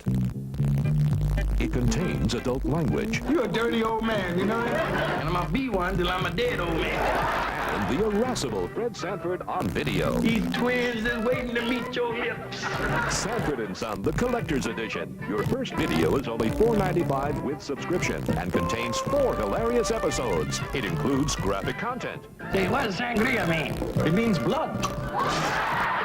And it's partially available in Espanol. Buenos dias, huh? And beans and disease to you. Sanford & Son, your first 4-episode video is only $4.95 with subscription. Oh, this is the biggest one I ever had. You hear that, Elizabeth? I'm coming to join you, honey. To get your first video of Sanford & Son, the Collector's Edition, for only $4.95 plus $3.79 shipping, have your credit card ready and call toll-free 1-800-837-5866. ReTV, America's keeper of classic TV. And it's time for the Coors Light Silver Bullet 6. Alfred Thieberger from New York is today's lucky fan. So if the Mets hit a home run this inning, Alfred gets dinner for 2 at a participating Brother Jimmy's. And an off-speed pitch by Pedro Astacio sends Ray Ordonez scrambling for cover. Well, you look at the scoreboard here and you look at the scoreboard throughout baseball, there's a full moon all over baseball tonight. There have been some runs scored, 13 here altogether through 5 innings. Cardinals leading the Cubs 16-3 in the 8th inning. How about Cincinnati? 17-0. And that's a fair ball. An extra base hit for Ray Ordonez, who's on his way to second. And Ordonez has a leadoff double here in the 6th inning. So Ray keeps on getting his hits. Ordonez a hot hitter. Well, this cannot happen to a veteran like Dante Bichette. He just got a clutch double, and he's leading off second base, and Rick Reed picks him off, throwing the ball to Baerga. Bichette didn't really have a big lead. In fact, it was a small lead. Now, he's had an operation on his leg about a year ago. Carried a lot of weight. He's lost the weight. He has taken the bandage off the leg, the brace he wore. But boy, he was slow getting back to second base. That was a key pickoff getting Bichette. So Rick Reed, perhaps in a bunting situation here, and he does drop one down, foul, and they had the wheel on the Colorado infield. Charging from the corners, shortstop covered third, second baseman covered first. What about the angle on Bichette here? Well, his lead? It was so short, the lead. He was caught by surprise. I mean, he was 3 feet on. He could have dove back. I don't think Dante wants to hammer that body into the dirt diving back. He was looking at Reed, but was he really looking at Reed? Well, now we got to decipher looking or really looking. I'm telling you, there's no way he could be picked off. The existential Fran Healy. Yes, I like that. So Reed Fouled off a bunt, now pulls it back, and it's 1-1. Howie Rose, Jean-Paul Sartre here in Denver. Sometimes you're on base and you're looking at the pitcher, but you're thinking about your batting average as Reed goes down and talks to Cookie Rojas, verbalizing sign. Why is he pointing? Rick can't see him pointing. Rick's got his head on his shoulders. Cookie's using his index finger. Is that a decoy of some sort? Cookie probably likes to talk by using his hands. A little unusual. Reed couldn't possibly have seen whatever direction Cookie was pointing in. Be funny after this if he makes a mistake. He says, "Look, I pointed to it." 1 ball, 1 strike. Again, the wheel is on. A fair ball. Only play is to first. So Reed successfully executes the sacrifice. 2-4 if you're keeping a scorecard at home. And Ordonez, the runner at third with 1 out. So the Mets trying to widen the gap again. They had a 7-0 lead. Now it's 7-6. Well, Rick Reed getting the head of the bat out there and bunting the ball in front of the plate. Only 1 play, first base. Jeff Reed throws down there to Mike Lansing, but a runner now on third with 1 out. Mets got to score. Infield's in. So Tony Phillips has been on base once in 3 trips, but that was via the error. And he takes a fastball inside, 1-0. So Tony Phillips in position to deliver a run here. He's had 10 hits for the Mets, half of which have been for extra bases.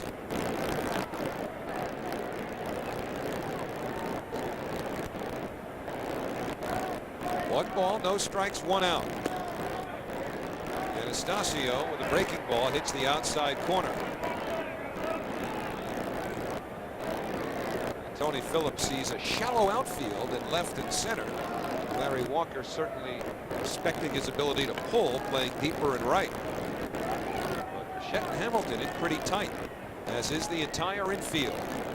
And the 1-1 results in a good play by Jeff Reed. Not a bad defensive alignment. How many times would Phillips drive the ball? Usually he hits those line drives over the infield.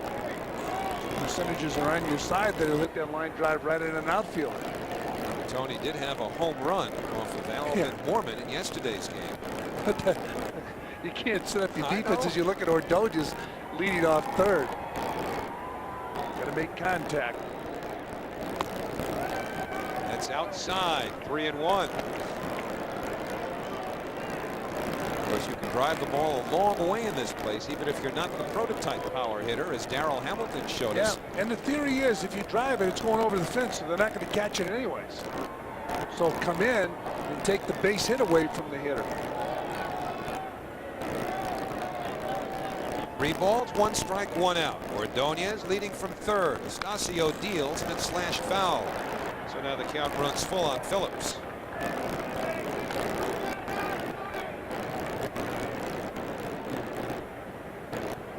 Mike DeJean starting to get loose in the bullpen for the Colorado Rockies. He's well rested. He's had 5 straight days off. The entire Rockies bullpen has been reasonably well rested.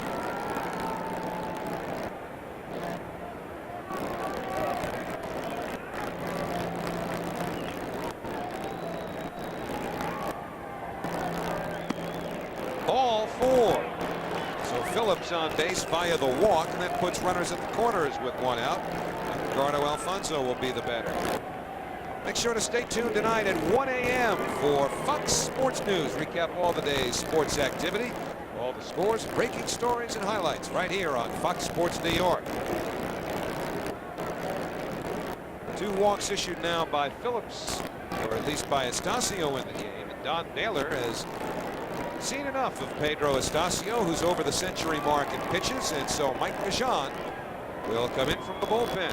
The guy that's been really effective out of the bullpen for the Rockies is Chuck McElroy. Just signed a new 3-year contract. They try to get him into the game whenever they can. He's been used as a middle reliever, but the most effective pitcher out of their pen. So Mike DeJean will answer this omnipoint call to the bullpen. It comes in the 6th inning with 1 out, 2 on, and the Mets leading 7-6. Hello? Susan, it's Fred. Hi. Are we still on for tonight? Indeed. I have reservations at Chez Joseph. Really? That place is always booked. Well, Shay's a personal friend of mine. Pick you up at 7. Okay, so, do you look as good as you sound? OmniPoint, 100% digital, 0% hassle. Get $179 Ericsson 388, the latest in digital wireless for $49. Since Armageddon hit, there's been a lot of this going on. Even a little of this. But the one that hits McDonald's this week is the granddaddy of them all. Catch this summer's other blockbuster, a quarter pounder with cheese extra value meal. Think that's big? For just $1 more than the price of the quarter pounder with cheese extra value meal, get supersized fries, a supersized drink, and a double quarter pounder with cheese. Where can you get a meal with its own gravitational pull? Did somebody say McDonald's? You know what I love about being the beer man? Equals the act. The fans. Because when I'm pouring them a cold Coors Light, they're no more courteous, polite, well-mannered people around. I'm giving them a frost-brewed beer to cool their parched throats. And hey, that's important when you're cheering for your team. Here you go, sir. Gee, beer man, thanks a lot. Keep the change. Aren't they great? Oh, yeah. I know where you live. Well, Pedro Astacio getting handshakes from the coaches and the Rocky staff. He stayed with them. He hung tough. He gave up 2 runs in the first, 5 in the second, but he held the Mets from there on. Monday, the Mets will be in St. Louis to face McGuire and the Cardinals. A Big Mac attack starting at 8 p.m. And then on Tuesday, Todd Hundley and the Mets will continue the series with the Cardinals. Another 8 o'clock start right here on Fox Sports New York. Great Mets action coming up. So check your local listings. This is a rarity in the last few days. Colorado Rockies reliever on the mound. Mike Dejean comes out of the bullpen. Don Baylor was able to get complete games each of the last 2 games of the Pittsburgh series. Jamie Wright and John Thompson pitching complete games. So now it's Alfonso for the Mets against Dejean with runners at first and third. Phillips drew a walk. Ordonez led this inning off with a double and was sacrificed to third by Reed. Rockies have their infield at double play depth. And a fly ball right center field. Walker to the warning track. This will score a run as Ordonez comes down the line from third. Holding at first is Phillips. It's a sacrifice fly for Edgardo Alfonso. His 53rd RBI of the year, and it's now 8-6 New York. Now Phillips certainly a threat to run. John Olerud will be the batter as Ordonez receives congratulations. He started the inning with a double. He's now come around to score.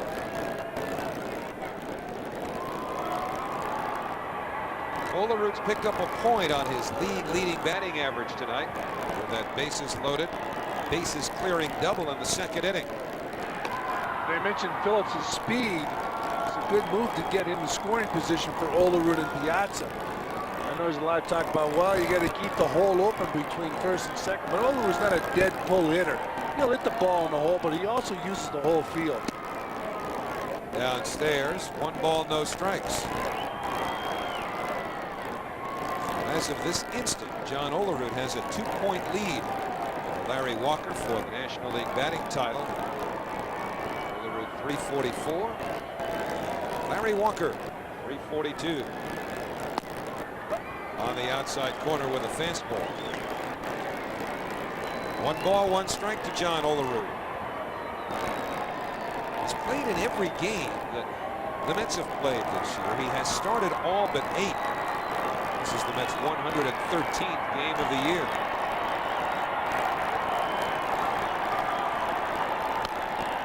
Fouled away. 1 ball, 2 strikes. Boy, that's an overlooked statistic. If you can get a productive player to play every game, he's a valuable asset offensively and defensively. Even his presence on the field is valuable. When he's out there, he told Bobby Valentine early in the year, I want to play every day if it's possible. He had a meeting with him, probably a quiet meeting knowing John.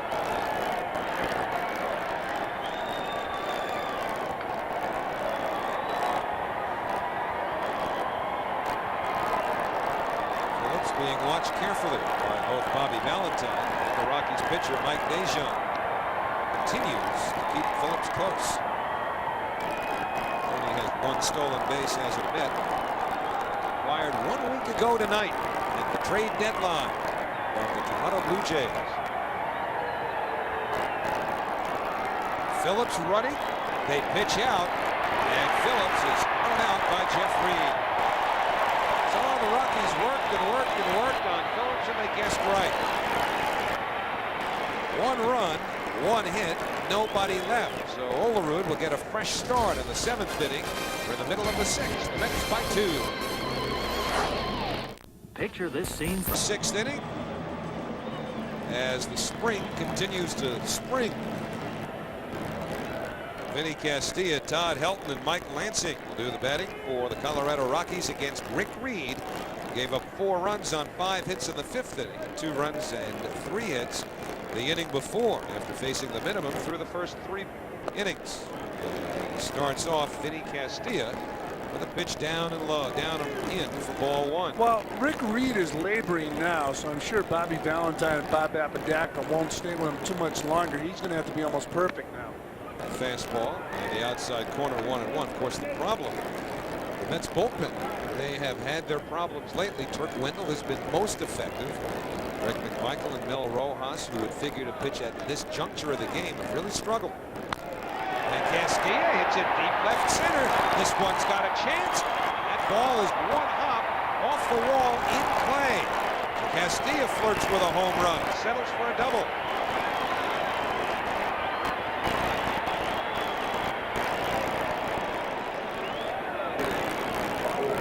Well, Castilla loves that fastball. He got it, and he got a nice follow through, hitting that ball a long way.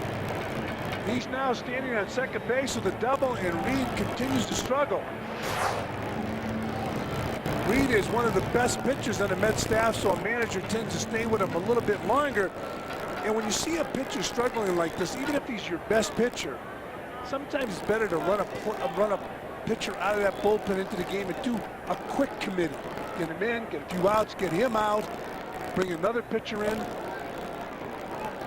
0-1 to Todd Helton. Helton has hit the ball in the air twice, flying out first to McRae in center and then to Phillips in right. Bob Apodaca getting that bullpen in motion. Inside to Helton, 1-1. Yeah, sometimes you can do an unorthodox move and run pitchers in every inning. Keep the hitters off balance. They're not comfortable with the new pitcher. They're locked in now on Rick Reed. Randy Neiman's not eligible. He's the bullpen coach. If you need him, put him in. Good pitch for the Mets, though. Helton drives it to left field. Huntley's got it. Tagging is Castilla. Huntley's throw way up the line. Oh, good hustle by Vinny Castilla. I'm sure they had a clubhouse meeting and said Todd Huntley's coming off of elbow surgery. Now the Reed is being hit hard. It started with the 5th inning and Mike Lansing hitting a hard double in the right field. Darrell Hamilton taking a fastball over the wall. Larry Walker base hit in the center field.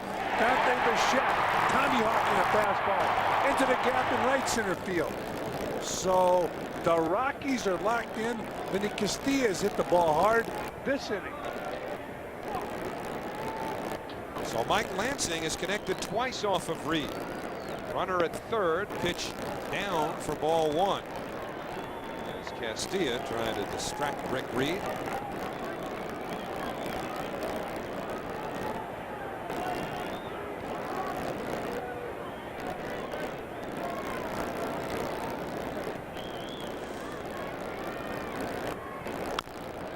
Right side, Olerud fakes coming to the plate. Castilla's got to go back to third. What a play. I'll tell you, it would have been a bang-bang play at the plate, but Olerud with the fake stopped Castilla. You know, I don't think Olerud was going to throw to the plate.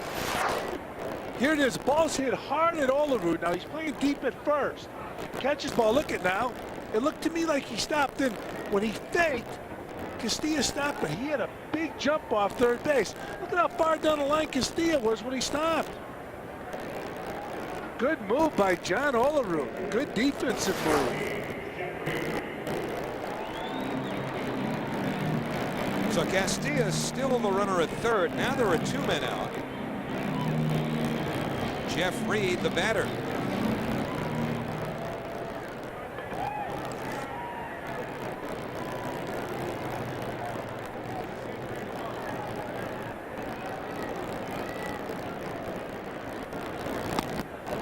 And Reed misses the outside corner, 1-0.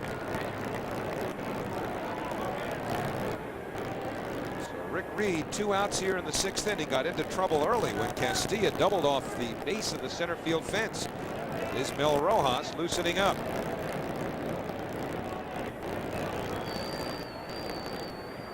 The 1-0 ripped into center field. Castilla scores. Reed's got an RBI single. 8-7 New York.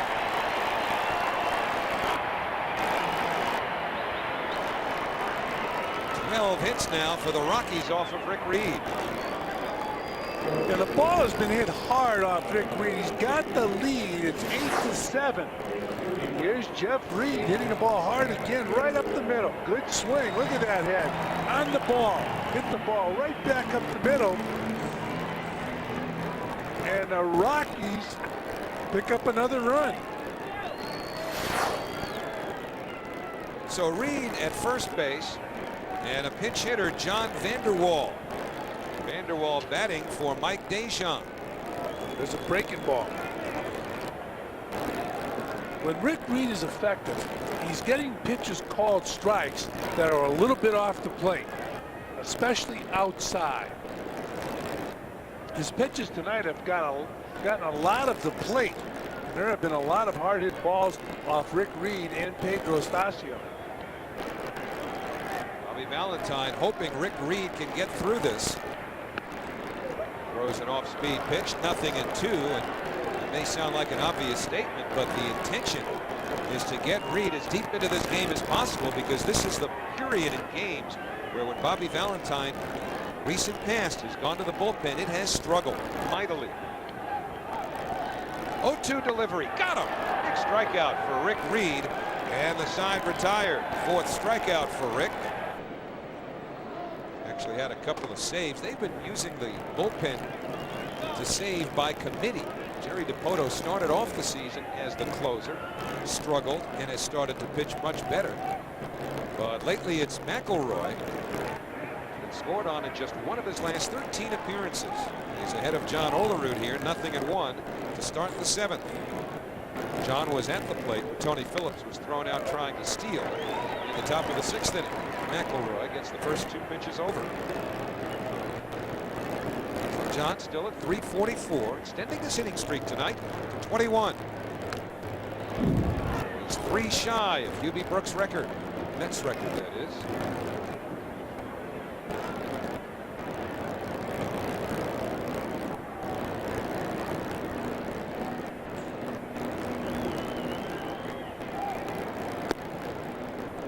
One ball, 2 strikes now to Olerud.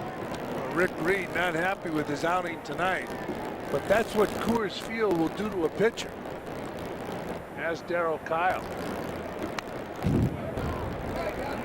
1 ball, 2 strikes. It's been since April 9th. That's how long you have to go back. Last time Rick Reed gave up 7 runs. That was in Chicago. Gave up 7 runs and 10 hits in 3 2/3 innings. He's the pitcher of record on the winning side as Olerud takes the change upstairs. 2-2. Missed by much. Well, you be the umpire. That ball was high. Still 2-2 on John Olerud.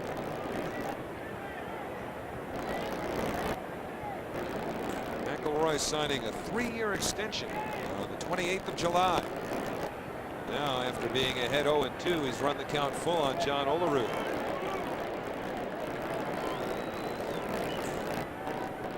But McElroy's been around. Olerud fouls it to the left field side. McElroy breaking in with the Phillies in 1989.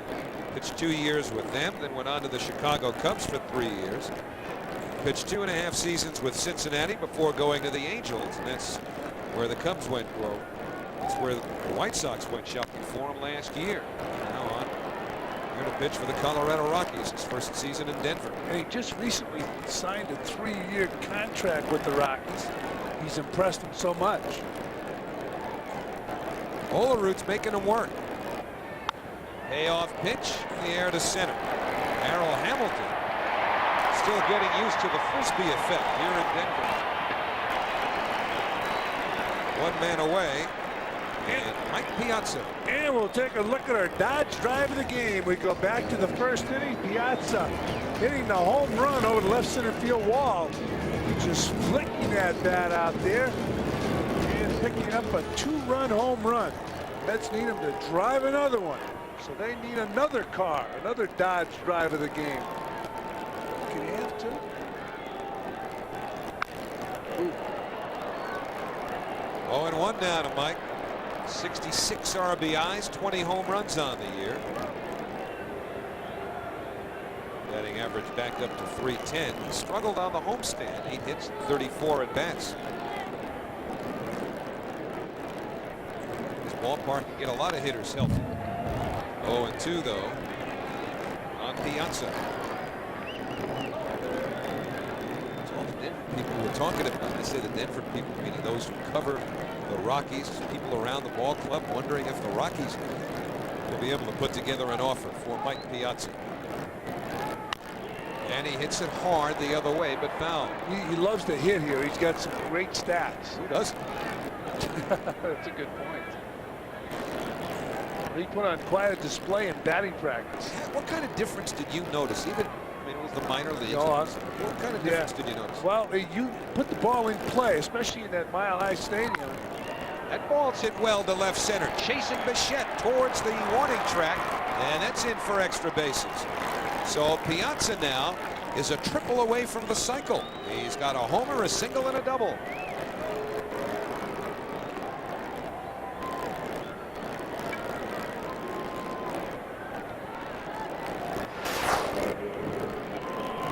Well, McElroy with that slider down. The ball was breaking down and out over the plate, and Piazza drove the ball into the gap in left center field. That's the one he should have tried for the triple. And his career at Coors Field has been unreal. You know why they want him. Todd Hundley turning around to the right side, and interestingly, it was Hundley who started making noise about coming out here to play. Remember when the Mets got Piazza, it was after Steve Phillips had told Todd, no, we're not going to get him.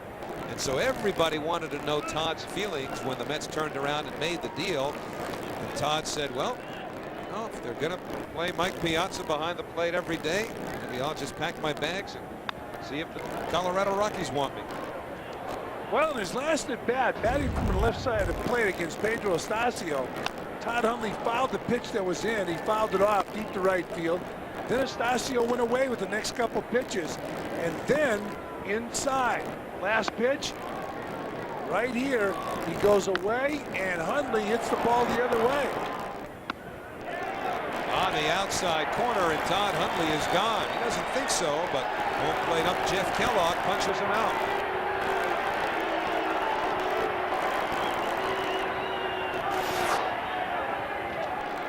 Well,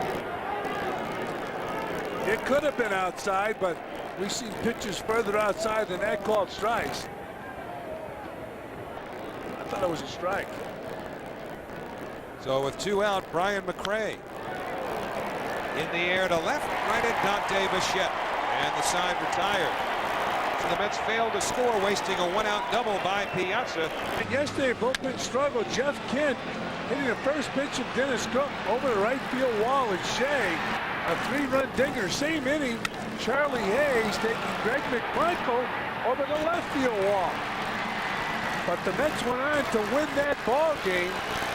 And Mel Rojas is in here now. He's going to pitch for the Mets as we go to the bottom of the 7th inning. It's 8-7. The Mets on top of the Rockies. 10 hits for the Mets, 12 for the Rockies. Mel Rojas' stats. And we know how Rojas has struggled. Last time out, he did pitch 2 innings, giving up just 1 hit against the Giants. He's in Wednesday's game. And right here, he's got Top of the Colorado batting order, Darrell Hamilton, followed by Nafi Perez and Larry Walker. Bullpen really struggling. And as you just saw, too, they have given up some big, meaning significant, as well as in terms of distance, home runs, never mind all the base hits. So Mel Rojas in a situation here where it seems like every time Hamilton lines it foul, you know, every time, whether it's Rojas or McMichael, those two in particular, and Wendell lately, who has responded to the challenge, we say the same thing. Here's a chance now, in this case for Rojas, to take a step forward in Bobby Valentine's thinking, because really he just kind of shuffled them based on how they've performed, and mostly they have performed poorly. Chopper, fair ball. Harris quickly over towards the line, and that'll hold Darrell Hamilton to a leadoff single. Yeah, you have to take advantage of your chances when you get them, although most pitchers don't want to get a second chance here at Coors Field. Hamilton, after hitting a long home run in this ball game, hits this ball toward third base down the left field line. So Hamilton, who has good speed, is on first base with a single. So that'll bring up Nafi Perez. Perez has 2 hits and 3 trips, and he scored twice as Hamilton sent back to first. So, you know, you just think about it. Rojas in the game against the Giants on Wednesday pitches 2 innings, gives up no runs on 1 hit. So Bobby Valentine feeling a little better about it. Rojas quickly off the mound will take the safe play at first, and Hamilton into scoring position. Got to be a tough way to pitch, though, Fran, when you say to yourself, because that's really the way they've been utilized lately. Well, if I pitch well here, I know I'm going to get another responsible outing, and if I pitch poorly, I'm going to have to go back to the line. Yep. As you mentioned, the bullpen struggling, and now an opportunity for Mel Rojas. It's been amazing what has happened to the bullpen. Early on, they've had some success, and then when John Franco struggled against the Houston Astros in a makeup game at Shea Stadium, he blew a 3-run lead in the 9th inning, and then the following night did it in Houston, and the bullpen has struggled ever since. Greg McMichael warming up in the bullpen. And no one has struggled more than McMichael lately.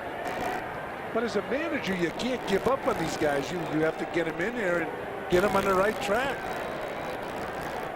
So it's Larry Walker, who has a home run in 4 at-bats against Rojas. And the fastball, 0-1.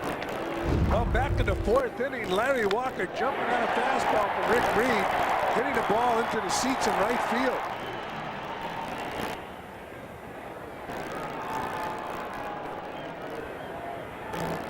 That was Larry Walker's 15th home run of the season.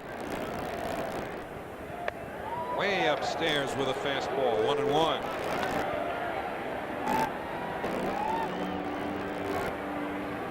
So Walker, Bichette, and Castilla straight ahead for Mel Rojas.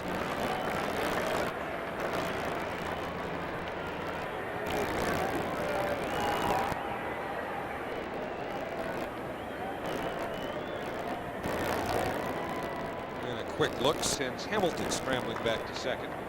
The Mets have been involved in some pretty good ball games over the past couple weeks. Here's another one. 1-1 delivery, foul back. At least Walker not getting around there, and so Rojas with the advantage of all and 2 strikes.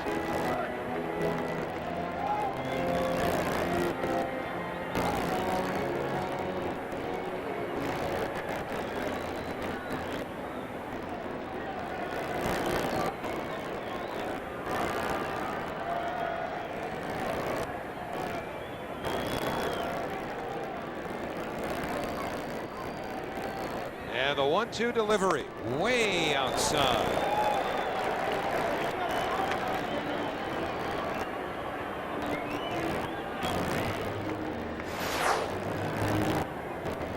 And Mel Rojas is way off target, overthrowing that fastball. Piazza wanted it away. Rojas almost threw it to Boulder.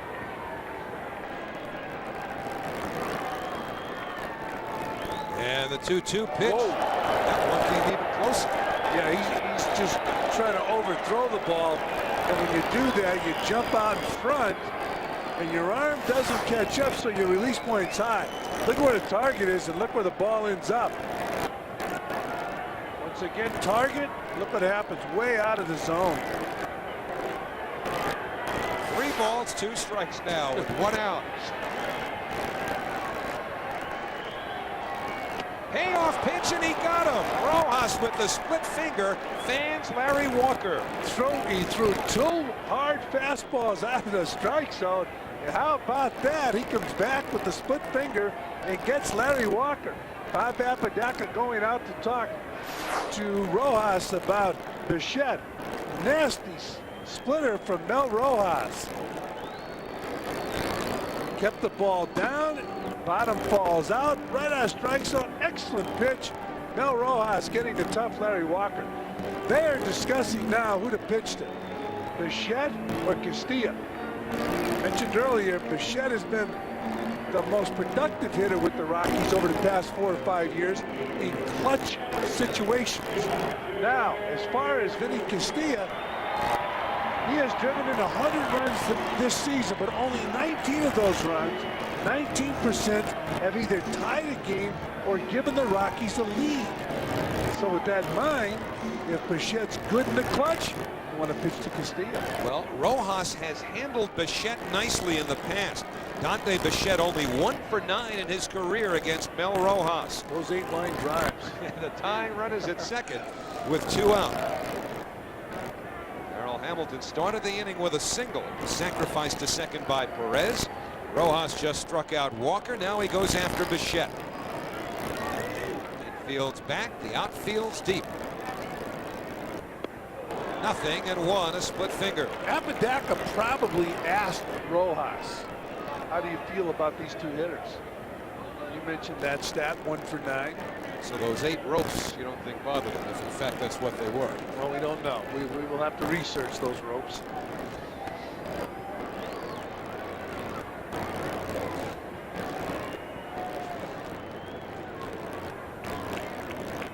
The 0-1 fouled back, got in on his hands. So advantage Rojas, 0-2 with 2 outs. Now you saw Rojas throw that splitter to Larry Walker. You just thrown the fastball by Bichette. Catcher has to think, do I waste the fastball, throw the splitter, or just go to the splitter?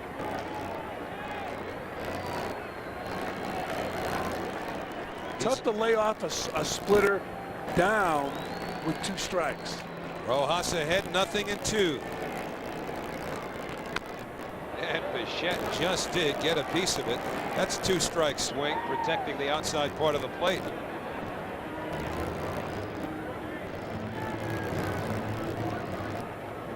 First game of a 9-game road trip for the Mets.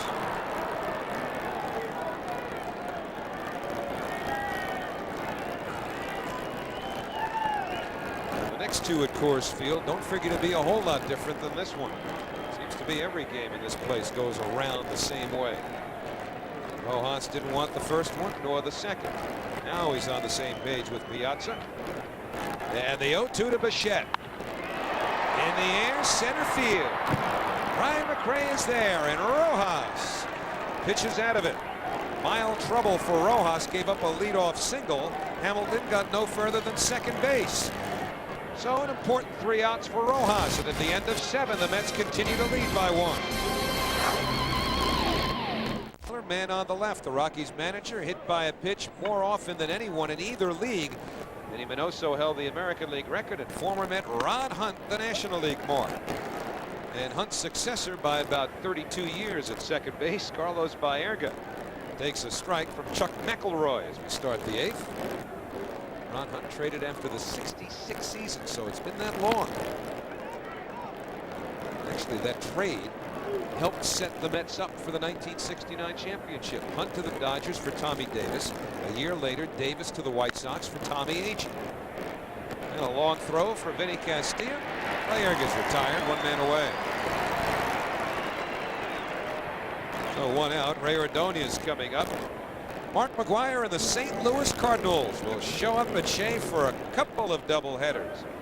August 20th and August 21st. For tickets, call 718-507-TIXX. That's 718-507-TIXX. Boy, that should be something. 2 doubleheaders with McGuire in all 4 games.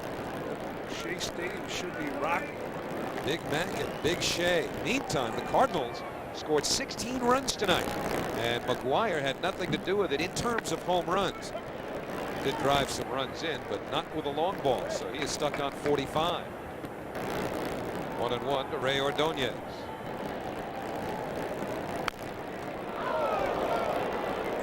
Ball flying dangerously into the dugout.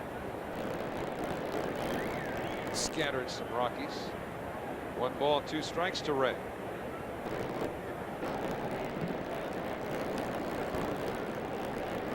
Wire went 1 for 4 with a couple of ribbies. Look, Eddie pinch hit from late in the game. I bet the fans were happy about that. Well, Gary Gaetti's not getting the at-bats anymore since Tatis came over in the trade from the Texas Rangers. Yeah, but I wouldn't want to pull McGuire out of the lineup with the fans there waiting for him to hit one. Up the middle and past Nafi Perez. And that should go as a base hit for Ray Ordonez, the 11th for New York. You can tell your buddy Tony La Russa all about that when the Cardinals come in. Tony's got to play McGuire all 4 games in New York. I'm sure he will. You and Tony go back a long way. We'll play against Tony in the minor leagues. Good second baseman in the Oakland A organization. Here's Ray Ordonez picking up another hit. Nafi Perez, a good defensive shortstop, but lacks the range of Ordonez. So does everybody else. So Lenny Harris, who was inserted into the game as we showed you in the top of or in the bottom of the 7th inning on the double switch, his first plate appearance. That's hit to short left, but it hangs for Bichette, who almost overran it. Hustling back to first is Ordonez, 2 men away. Tell you what, Dante Bichette, since that knee surgery, and really since last year, you know, last year was the first year after the surgery for Bichette. I think, it's just my own opinion, he's moving better this year than he did last year. Yeah, the Rockies feel he's become even a better outfielder. They're going to re-sign him.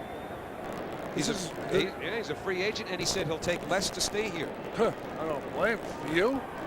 The ball jumping over the fence. And with the numbers he's put up. So back to the top of the Mets order, and Tony Phillips still found his way on twice tonight, even without benefit of a hit. Once was on an error when he should have been retired, and the other on a base on balls. Phillips continuing to get on base in the leadoff position. 0-1 to Tony.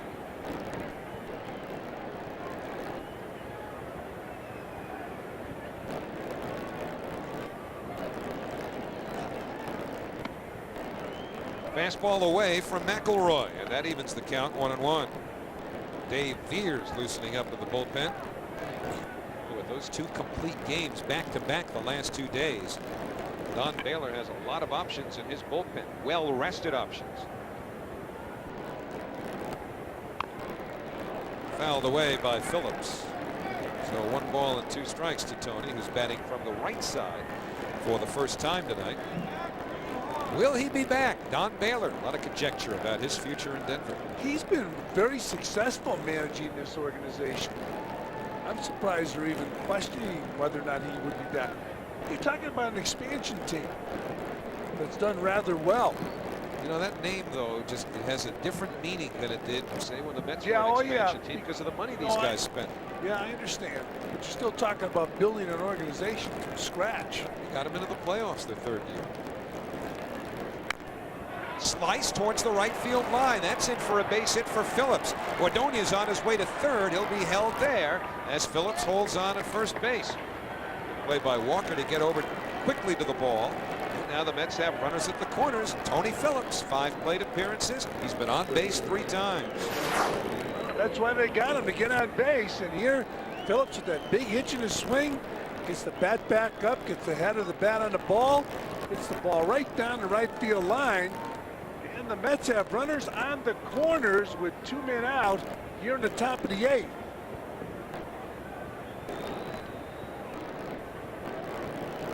So Don Baylor out to the mound, and the result will be a new pitcher for the Colorado Rockies. Dave Veers had been warming up. He's warm. Comes on to do the pitching for the Colorado Rockies with Edgardo Alfonso coming up.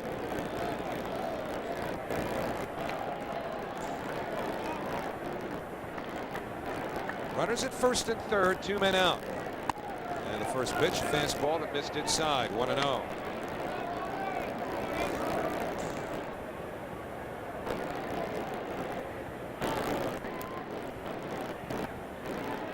Last time Veers pitched, he was clipped for 3 runs by the Pirates. That was on Tuesday night. Ordonez trying to distract Veers. Steps off, so Alfonso steps out. It's Phillips leading from first with Ordonez at third. 2 men away. On the outside corner with a slider. 1 ball, 1 strike on Alfonso. He's got a couple of hits.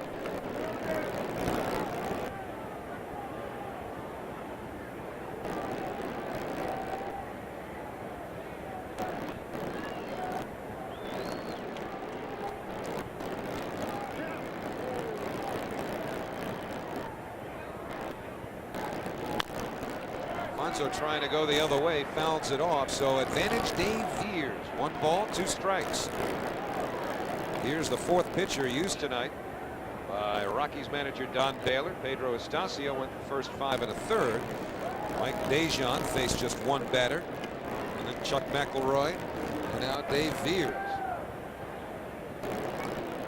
Veers up with the Houston Astros in '94. Moved to the Expos in '96. This is his first year here in Colorado. 1-2 to Alfonso. Hit in the air and playable. Hamilton, the center fielder, makes the catch. And the Mets leave a couple on. No runs. There were 2 hits. Runners left at the corners. Middle of the 8th inning. Still 8-7 New York.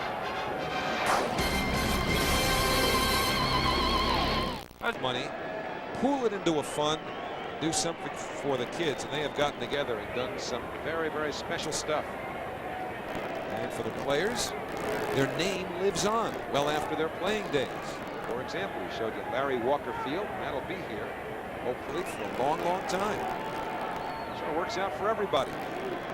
Vinny Castilla will face Mel Rojas, starting a 2nd inning of work. 0-1 as Castilla misses the split finger. Is there a Fran Healy Field anywhere, like in Holyoke? No, but I'm looking forward to it. But then what happens is you put your name on the field, and if a sponsor comes in, they change the name. You'd sell the rights. You'd be the first one selling the rights. Who are you kidding? And that split finger off the glove of Piazza. Oh, and that hurt. You see his reaction? That hurt. Was that jam the fingers? I'm not sure exactly where it hit him, but he was yelling, and I'm sure he was yelling things that he wouldn't want to repeat. Maybe it wasn't the fingers. Goes down, ball hits. Somewhere in the hand, wasn't it? I'm going to tell you. You know. 1-1 pitch. In the air to right center field, and Castilla's got a base hit. 3 hits for Vinny Castilla. He's the tying run at first with nobody out here in the 8th inning. The Rockies now with 14 hits off of Met pitching. Second one given up by Rojas. And Vinny Castilla going down, taking that fastball, picking up a base hit in the right center field. So the Rockies with a base runner.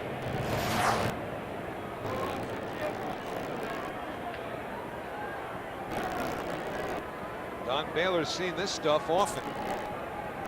Todd Helton 0 for 3. 3 fly ball outs. Goes after the first pitch and fouls it straight back. 0-1.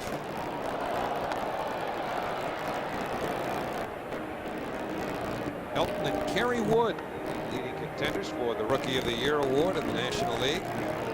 Helton got into 35 games last year. 93 at-bats. They were able to protect his eligibility.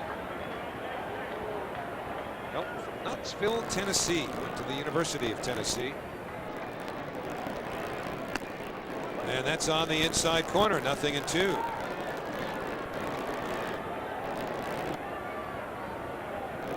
Dennis Cook and Greg McMichael throwing in the Met bullpen.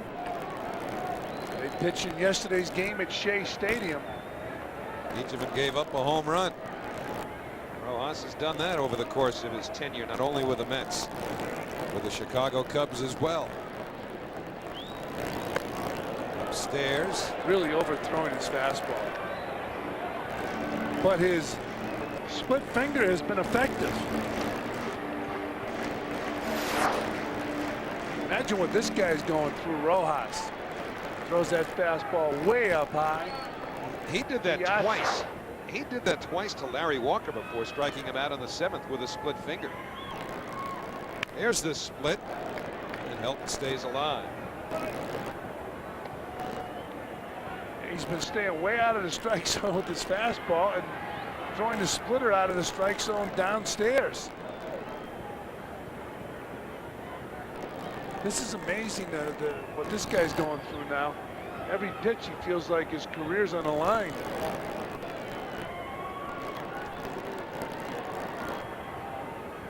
And the 1-2. Well, this looks mighty familiar, doesn't it? And this is the same sequence. Same sequence as he used against Larry Walker. He might have a formula here. Throw it over their head, get them looking up, and then get them with the pitch down. See if they go with that splitter.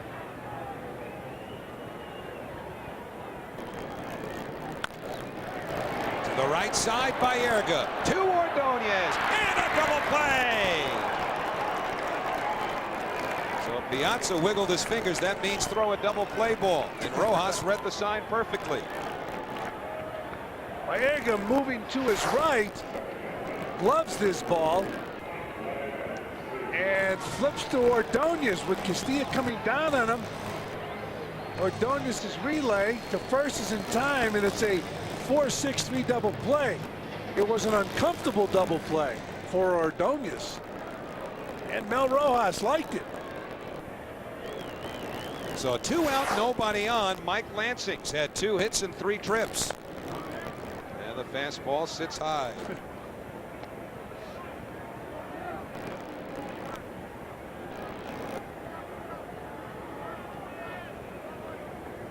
Rojas trying to make it 2 scoreless innings in each of his last 2 outings, and he's got a chance here. He's got the 2 goose eggs. So Baerga throws out Lansing. Mel Rojas now starts to work his way back up the hierarchy in the Mets bullpen. 2 scoreless innings. We go to the 9th with the Mets in front by 1. Hi, I'd like to start getting home delivery of the Sunday New York Times. Now you can enjoy Sunday even more by getting the New York Times delivered to your home every weekend. And when you call now, you'll get 50% off the regular home delivery price. I enjoy waking up and having the Sunday New York Times waiting for me. I know it'll tell me things that I won't hear, read, or see anywhere else. I get international and cultural news, and I get a jump on the week ahead. Call now to order, and you'll get the book review, travel, arts and leisure, week in review, and the New York Times Magazine. On Sunday mornings, we catch up on what we really love. She goes straight for arts and leisure. I check out the magazine. So call now to enjoy the Sunday New York Times for 8 weeks with home delivery at 50% off. Hi. I'd like to start getting the Sunday New York Times at home. I think the only thing I enjoy more than doing the crossword puzzle is actually finishing it. Call now, 1-800-496-2453, and get the Sunday New York Times delivered to your home every weekend. For me, Sunday was made for the New York Times.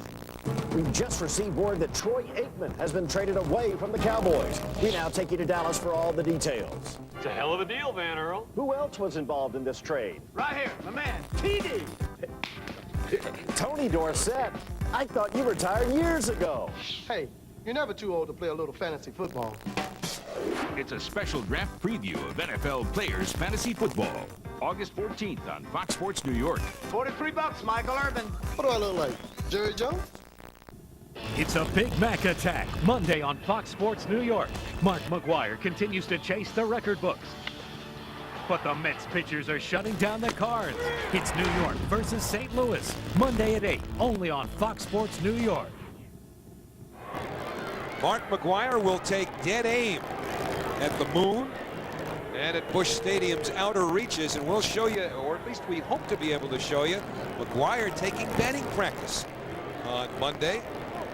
Mets and Redbirds, first of a 3-game series. We'll have them all for you here on Fox Sports New York. Monday, Matt Loughlin will be along at 7:30. It's the most awesome batting practice I've ever seen. When Mark McGuire, and there are seasoned coaches and managers who stand a bench.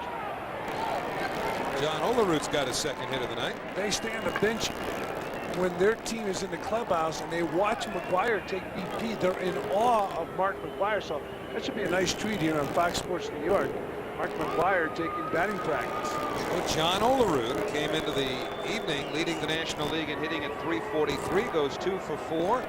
And if Mike Piazza can triple here, he'll have the cycle. Piazza homered, drove in 2, singled 1 in, flied to left, doubled in the 7th. Remember, the Mets up by a run. Good stuff by Jeff Reed. 1 ball, no strikes. Jeff Reed was getting out of the way. There's a runner on first, and he was able to scoop it, but his first reaction was to jump out of the way.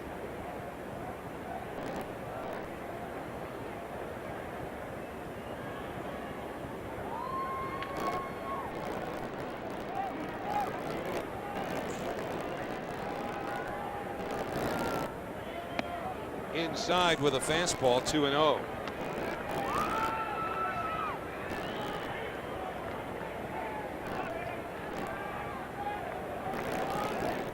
And Matt Franco on deck swinging the bat. Huge hit in yesterday's game at Shea Stadium. It's Mel Rojas' spot in the lineup. Piazza fouls it off, 2-1.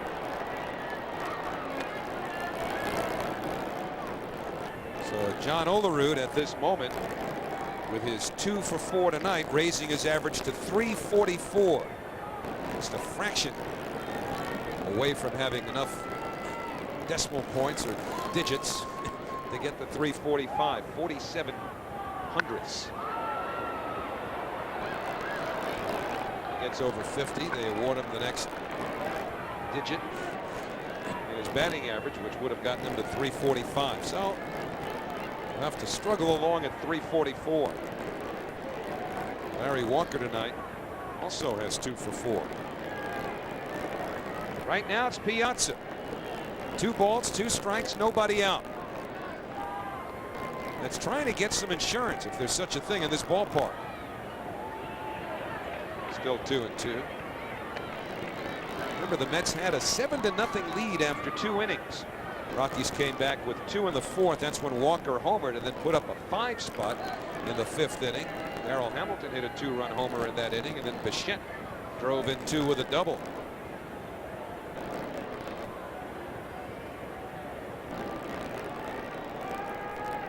Two to Piazza. And another good stop by Reed.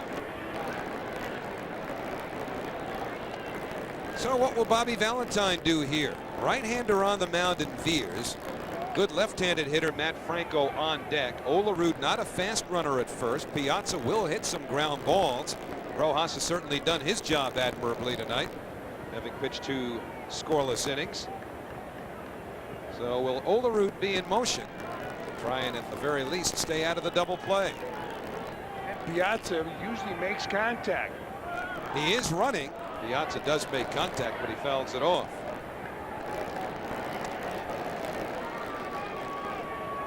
Well, they're trying to bust Piazza inside all the time now. They make a mistake. He causes a lot of damage. Hit a home run in tonight's game by just one-handing the ball over the left center field fence. Rojas flashing signs to John Olerud.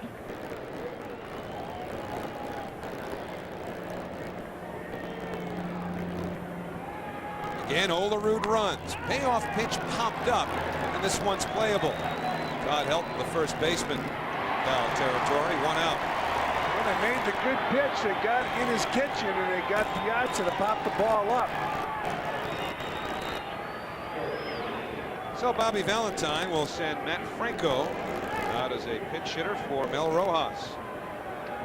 Piazza takes a 3 for 5 back to the dugout. So Matt Franco Had a big hit yesterday as a pinch hitter. He was batting in Piazza's spot yesterday. Bobby Valentine used a double switch. And in the 9th inning, Matt Franco ended up batting in Mike Piazza's spot. Bounces one, a fair ball. They've got a tag play now at second, and the double play is complete. So Franco on the first pitch bounces into a 3-6 double play, and the Mets do not score here in the top of the 9th inning. No runs, a hit, nobody left. Bottom of the 9th, Mets leading by 1. Our Delta Airline upcoming schedule. Mets on the road now. This is the first of 3 in Colorado. Now keep in mind right here, Monday, Tuesday, and Wednesday. That's when Mark McGwire will be taking BP. You know, Ralph was right about the circuits. I gotta practice them.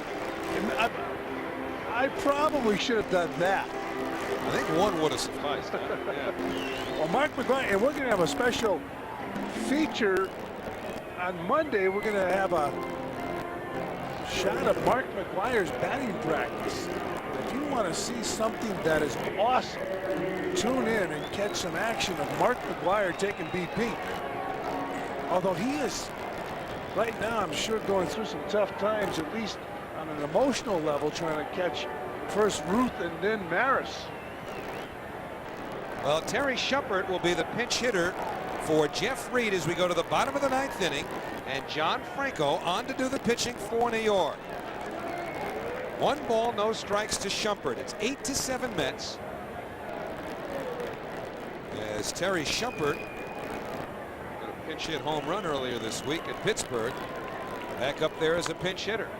Fouls it back. 1 ball, 1 strike. You know the story on Franco by now. He had struggled mightily during the month of July, signed his contract extension a few days ago, earlier in the week at Shea Stadium. It was on Tuesday. As you look at Shumpert's numbers this year, minimal though they are. And Franco had a rough time on Tuesday.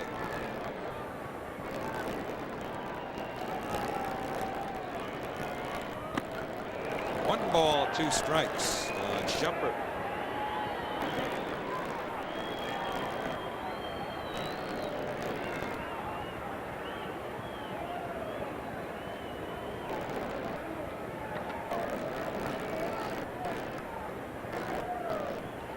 Dead fish. They'll check it at first. No swing, according to Kerwin Danley.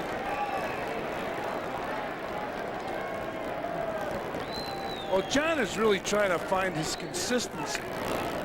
He has been struggling right there. The ball is down and out of the strike zone. He likes to get those right-handed hitters to chase that ball.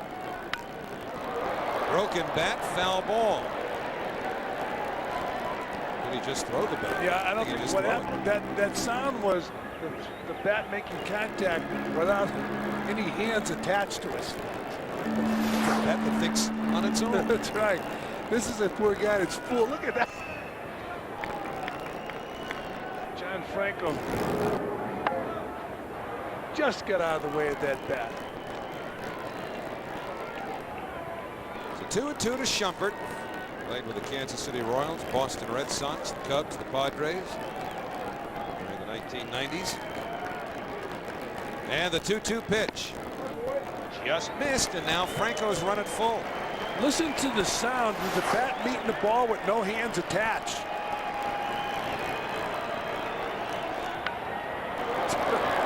Poor John Franco. Shumpert making Franco work here, running a full count. Yeah, John's going to get this leadoff hitter. You don't want to be walking this guy. Shumpert with pretty good speed, too. And the payoff pitch. Ball 4. And Franco has walked the leadoff man. Well, Tuesday in New York against the Giants, John Franco has handled Barry Bonds very well, but Bonds won the duel Tuesday at Shea Stadium. A key hit, Sean Dunston scoring on that base hit. So now Franco, with the runner on first base, will have to watch him closely. Kurt Manwaring will be the batter. Manwaring known more for his defense than his offense. The Rockies had Derek White out on deck to pinch hit until Shumpert reached base. So now it's Manwaring. Now will the Rockies play it? Alfonso at third base. He's going to take a couple of steps on the grass. They try to sacrifice in this tie game at home. Let's get the right-hander up there against Franco. I let him swing the bat. Shumpert with the lead off first base.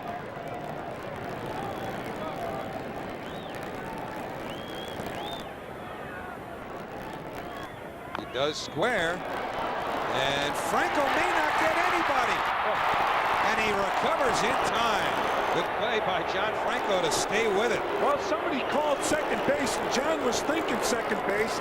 The ball dropped out of his glove, but luckily he was able to retrieve it and get it to first in time to get Manwaring. The call is from the catcher. Franco jumping up and all set to throw to second, couldn't get the handle, and he got Manwaring at first. John Olerud could have called that play also, because Franco's back was to the runner, but he's able to retrieve the ball and get the runner at first. Darrell Hamilton, the batter now. He's got 2 hits, including a home run. Mets lead by a run. We're in the 9th. A strike on the outside corner. Franco walked the leadoff man. Almost found himself in a first and second nobody out situation. Hamilton wearing number 12, formerly still worn by Dusty Baker, the manager of the Giants, and that's why Hamilton wears it. That's a strike, 0-2.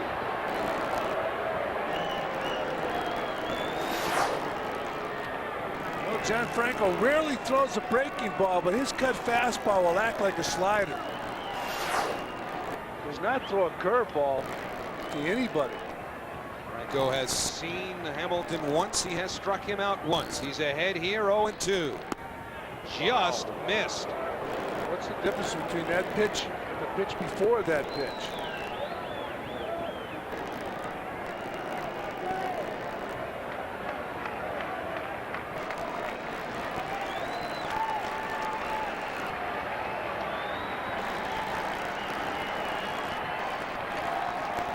One-two delivery. Got him on the outside corner, and Hamilton's gone. That was a slider. Jeff Kellogg gave Hamilton the close call on the prior pitch. And he's probably thinking something along the lines of, you're going to take those pitches in this situation. Back to the bench. Yeah, that's a nasty pitch. The pitch before that was a strike. Hamilton taking it again, and Jeff Kellogg ringing him up.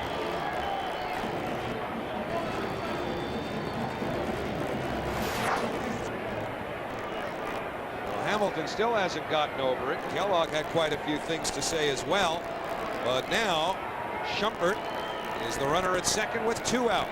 And it's up to Nafi Perez. He has 2 hits and he scored twice. Franco usually will have success against young hitters. He's got that good arm motion on his changeup. So Hamilton has now been up twice against Franco in his career, struck out both times. Nafi Perez struck out the only time he has ever hit against John Franco. Mets leading 8-7 with 2 outs in the 9th. Cubs have already lost. Line drive, Mets win, put it in the books, and the Mets have gained a game on the Cubs. Franco gets his 22nd save. The Mets are a game and a half behind Chicago, and the Giants are losing 5-0 in the 6th inning. And let's not forget the job Mel Rojas did in this ball game. He came in this game after Rick Reed left the game. Rick was struggling, but Rick will get the victory. Mel Rojas came in, pitched 2 fine innings for the Mets, and then they bring in John Franco, and he closes and locks the door. So it's a big night for Franco. Mike Piazza with a home run, a 2-run home run in the 1st inning. He had 3 hits, but Mel Rojas came in and shut down the Rockies for a couple innings. He was all over the place with his fastball, but he got him with the split finger right here. Navy Perez hits a bullet, but right at Ray Ordonez. Final score, Mets win 8-7. So a profitable night for Bobby Valentine and the New York Mets, and a frustrating finish for Navy Perez and the Colorado Rockies. Franco's got his 22nd save, but it's supposed to be easy. And the Mets have won the first game of this 9-game road trip.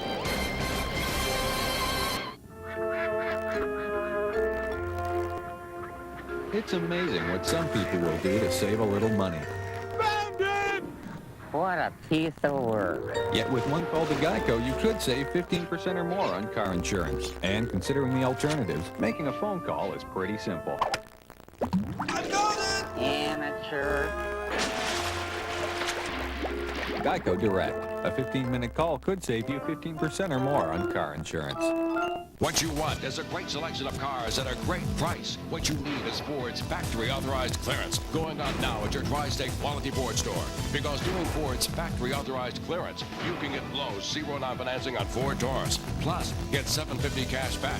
What you want is style and performance. What you need is a Ford Taurus with low 0% financing and $750 cash back. And what you need is to hurry. Ford's factory authorized clearance ends soon. Visit your Tri-State Quality Ford store today.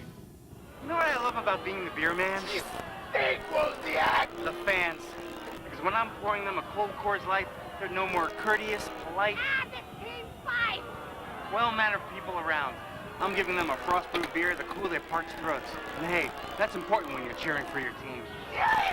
Here you go, sir. Gee, beer man, thanks a lot. Keep the change. Aren't they great? Marciak, I know where you live.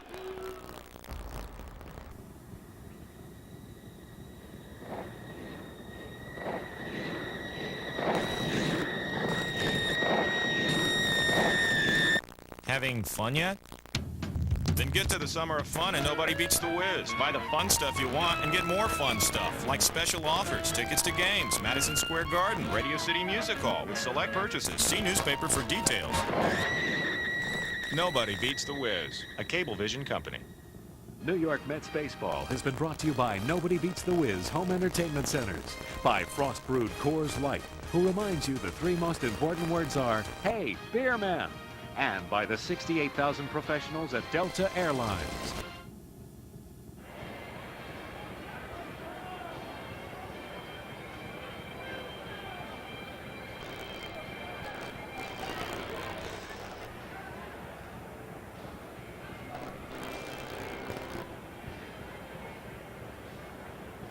There's your final tonight. The Mets over the Colorado Rockies, 8-7. Rick Reed had a 7-run lead. It got scary, but he still won his 13th. Reed picks up his 13th victory of the year. He fought through some tough times, and John Franco picking up save number 22. Pretty typical of a Coors Field game, something of a hairy ending. Let's talk about it. Matt Loughlin standing by with John Franco. And John still coming off the field and breathing hard because, John, you said this is one you absolutely needed. Yeah, I needed this bad, man. The last 3 weeks, the way things have been going for me, I guess I needed a line drive right at people. I've been giving up some bad hits and some hard hit balls also, but especially coming in this ballpark and winning a one-run game, I think myself and Mel, I think we needed that tonight, and Mel did a great job. It was a good win for us. No question about it. The Mets with a chance to pick up ground if that San Francisco score stands up. Let's talk about what happens after the leadoff walk. Sacrifice attempt there. I guess Piazza's yelling, go to second initially? Well, the way it came back to the mound, it came back pretty fast off the plate, so I thought I had a pretty good shot, but hit me in the heel of the glove. Then I dropped it. I said, oh, God, that's the main thing is just try to get it out there. Good thing we got it out. And then, I threw some pretty good pitches to Hamilton, strike him out. But, once he dropped the ball, I said, oh, here we go. But good thing a catcher was running.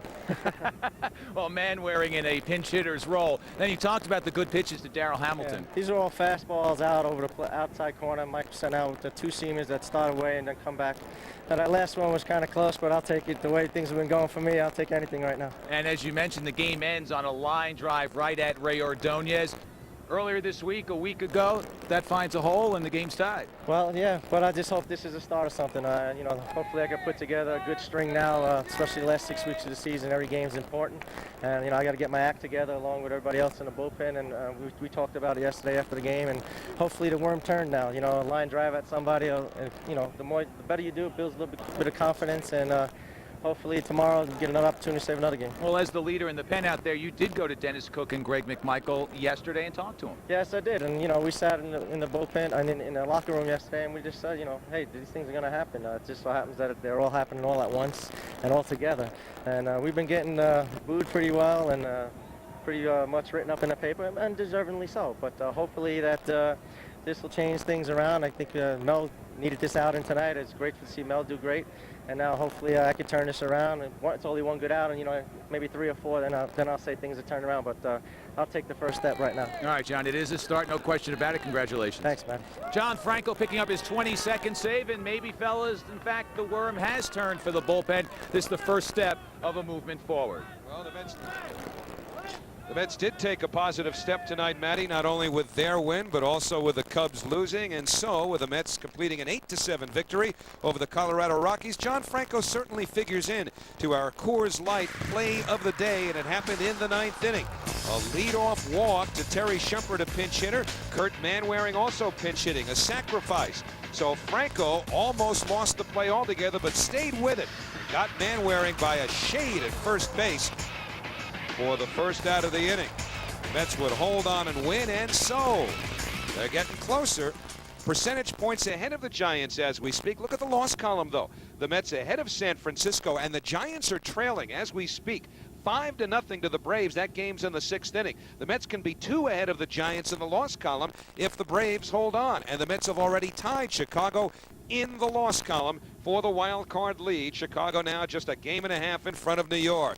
So Franco gets save number 22. There's your final 8-7. The Mets take the first of this 3-game series over the Colorado Rockies. We'll see you next on Monday night from Busch Stadium in St. Louis, where McGuire and the Cardinals will be waiting. Cannon Mets Game Time with Matt Lachlan starts it off at 7:30 here on Fox Sports New York. Make sure to stay tuned. About 45 minutes from now, Fox Sports News at 1 a.m. Get you all the day's sports activity in recap. Piazza got the Mets on the board early. 2-run home run in the first inning. 1 of 3 hits for Piazza. And John Olerud with this hit not only cleared the bases against Pedro Astacio, but extended his hitting streak to 21. But Larry Walker started the Rockies back. He hit a 2-run home run in the 4th inning, as did Darrell Hamilton in the 5th. So by the time 5 innings were in the books, Reed was frustrated. He'd almost squandered a 7-run lead. But Mil Rojas was solid for the 2nd straight time. So was the Mets defense. Rojas, 2 good innings, leading up to John Franco. And it was Franco completing his 22nd save. The Mets win it 8-7. For Fran Healy and Matt Lachlan, I'm Howie Rose. Have a good night.